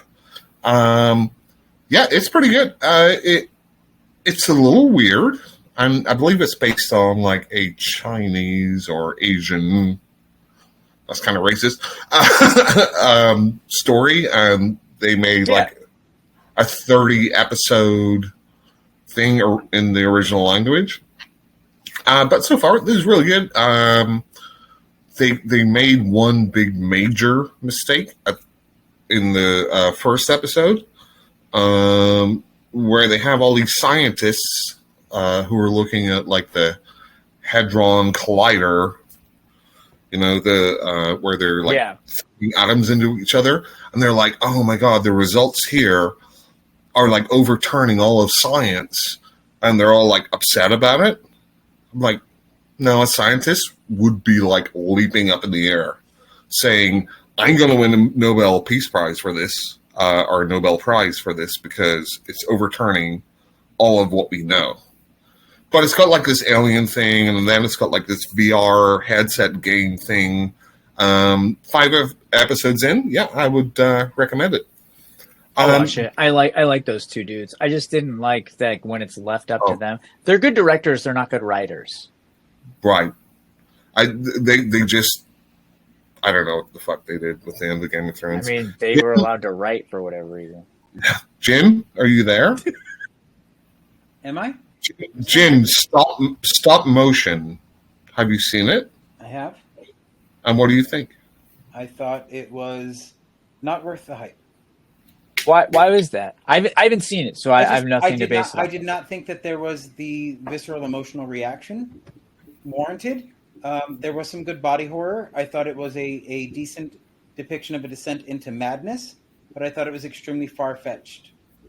Okay. Did you find it like slow at all? Was the pacing bad? The pacing Dialogue? was fine. It was really the artistic direction more than anything else. I'm really excited to see it and use your It's point not of a view. bad movie at all. I just don't believe it's worth the hype that it got. What would you give it out of a 10 scale?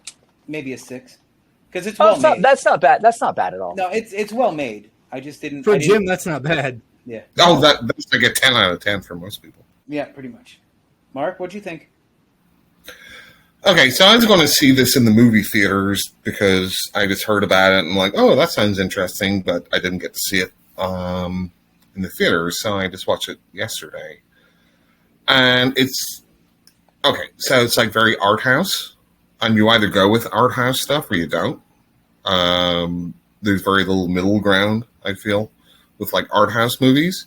This had potential, but it didn't live up to the potential. It's worth a watch, just even for some of the decent shots in it. The main woman is very good in it.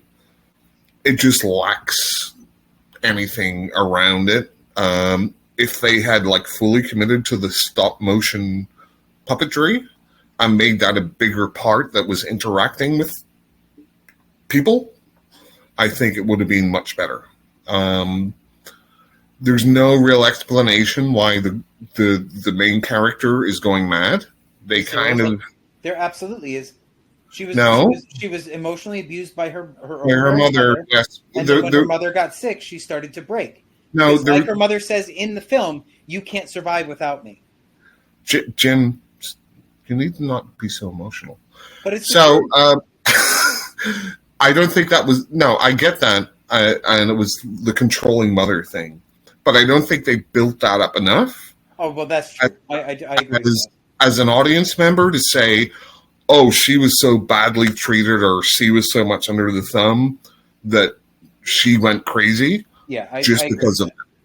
Yeah, I agree with that. They did not build it up enough, but that was their excuse for what happened. I mean, I think it's good for one-time watch. Just know that it's art house movie. I did find it was a little slow, like a lot of art house movies. But there's positives, but I think it's a missed opportunity.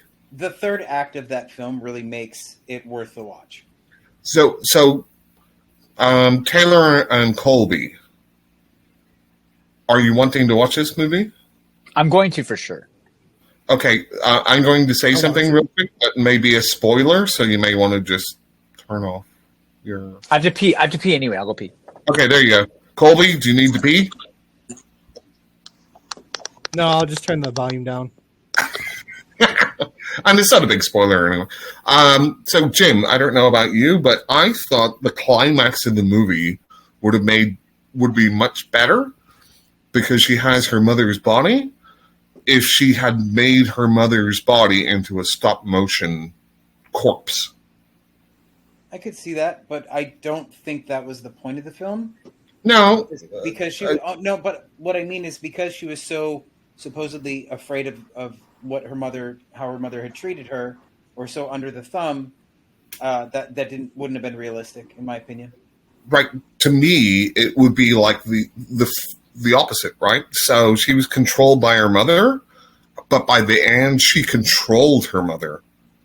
Yeah, but that would have negated the storyline, really, because she was going mad because of the control her mother exerted.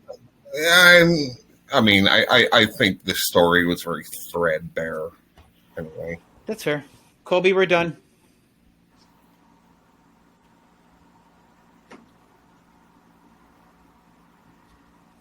Yep, all right, I'm good. I can hear you. What else you got, Mark? That's about it. Oh, perfect timing. So, what did you say about Taylor, Jim? Nothing. I said perfect timing. Just kidding. Oh, for fuck's God sake. damn it. Are you all right, Jim? You okay? Fine. Yeah. I'm good. You okay, Mark? I'm fine. See? Colby, you good? Taylor, are you good? I don't know. Are we all good? I think I don't everybody's know good. if I'm good.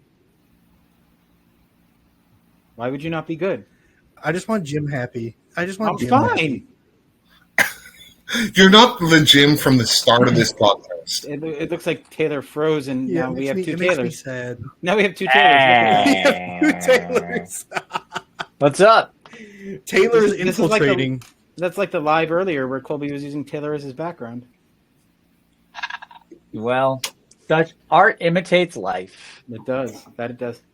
Taylor, you have anything else you want to talk about as far as movies or anything goes? I'm just so happy to be here and that everything's back to normal. Did you have more I fun? do have one more thing to say. Did you have more fun at the start of the podcast or at the end of the podcast? I definitely. It was nice when Colby started to talk because I always like worry about talking over him. So that's like my main thing. Don't talk over my co-host. So, Jim? Colby, what did you want to say? fuck. Oh, I just want to say that I'm Matthew, and this is Horror Madness, and I hope you have us back on again. And I don't like where this went. No. No. I hope Jim still talks to me after this because, like, if this is the end of a friendship, I'm going to be so fucking sad. Stop worrying about how I feel. I'm fine. I will tell you if there's a problem, I promise.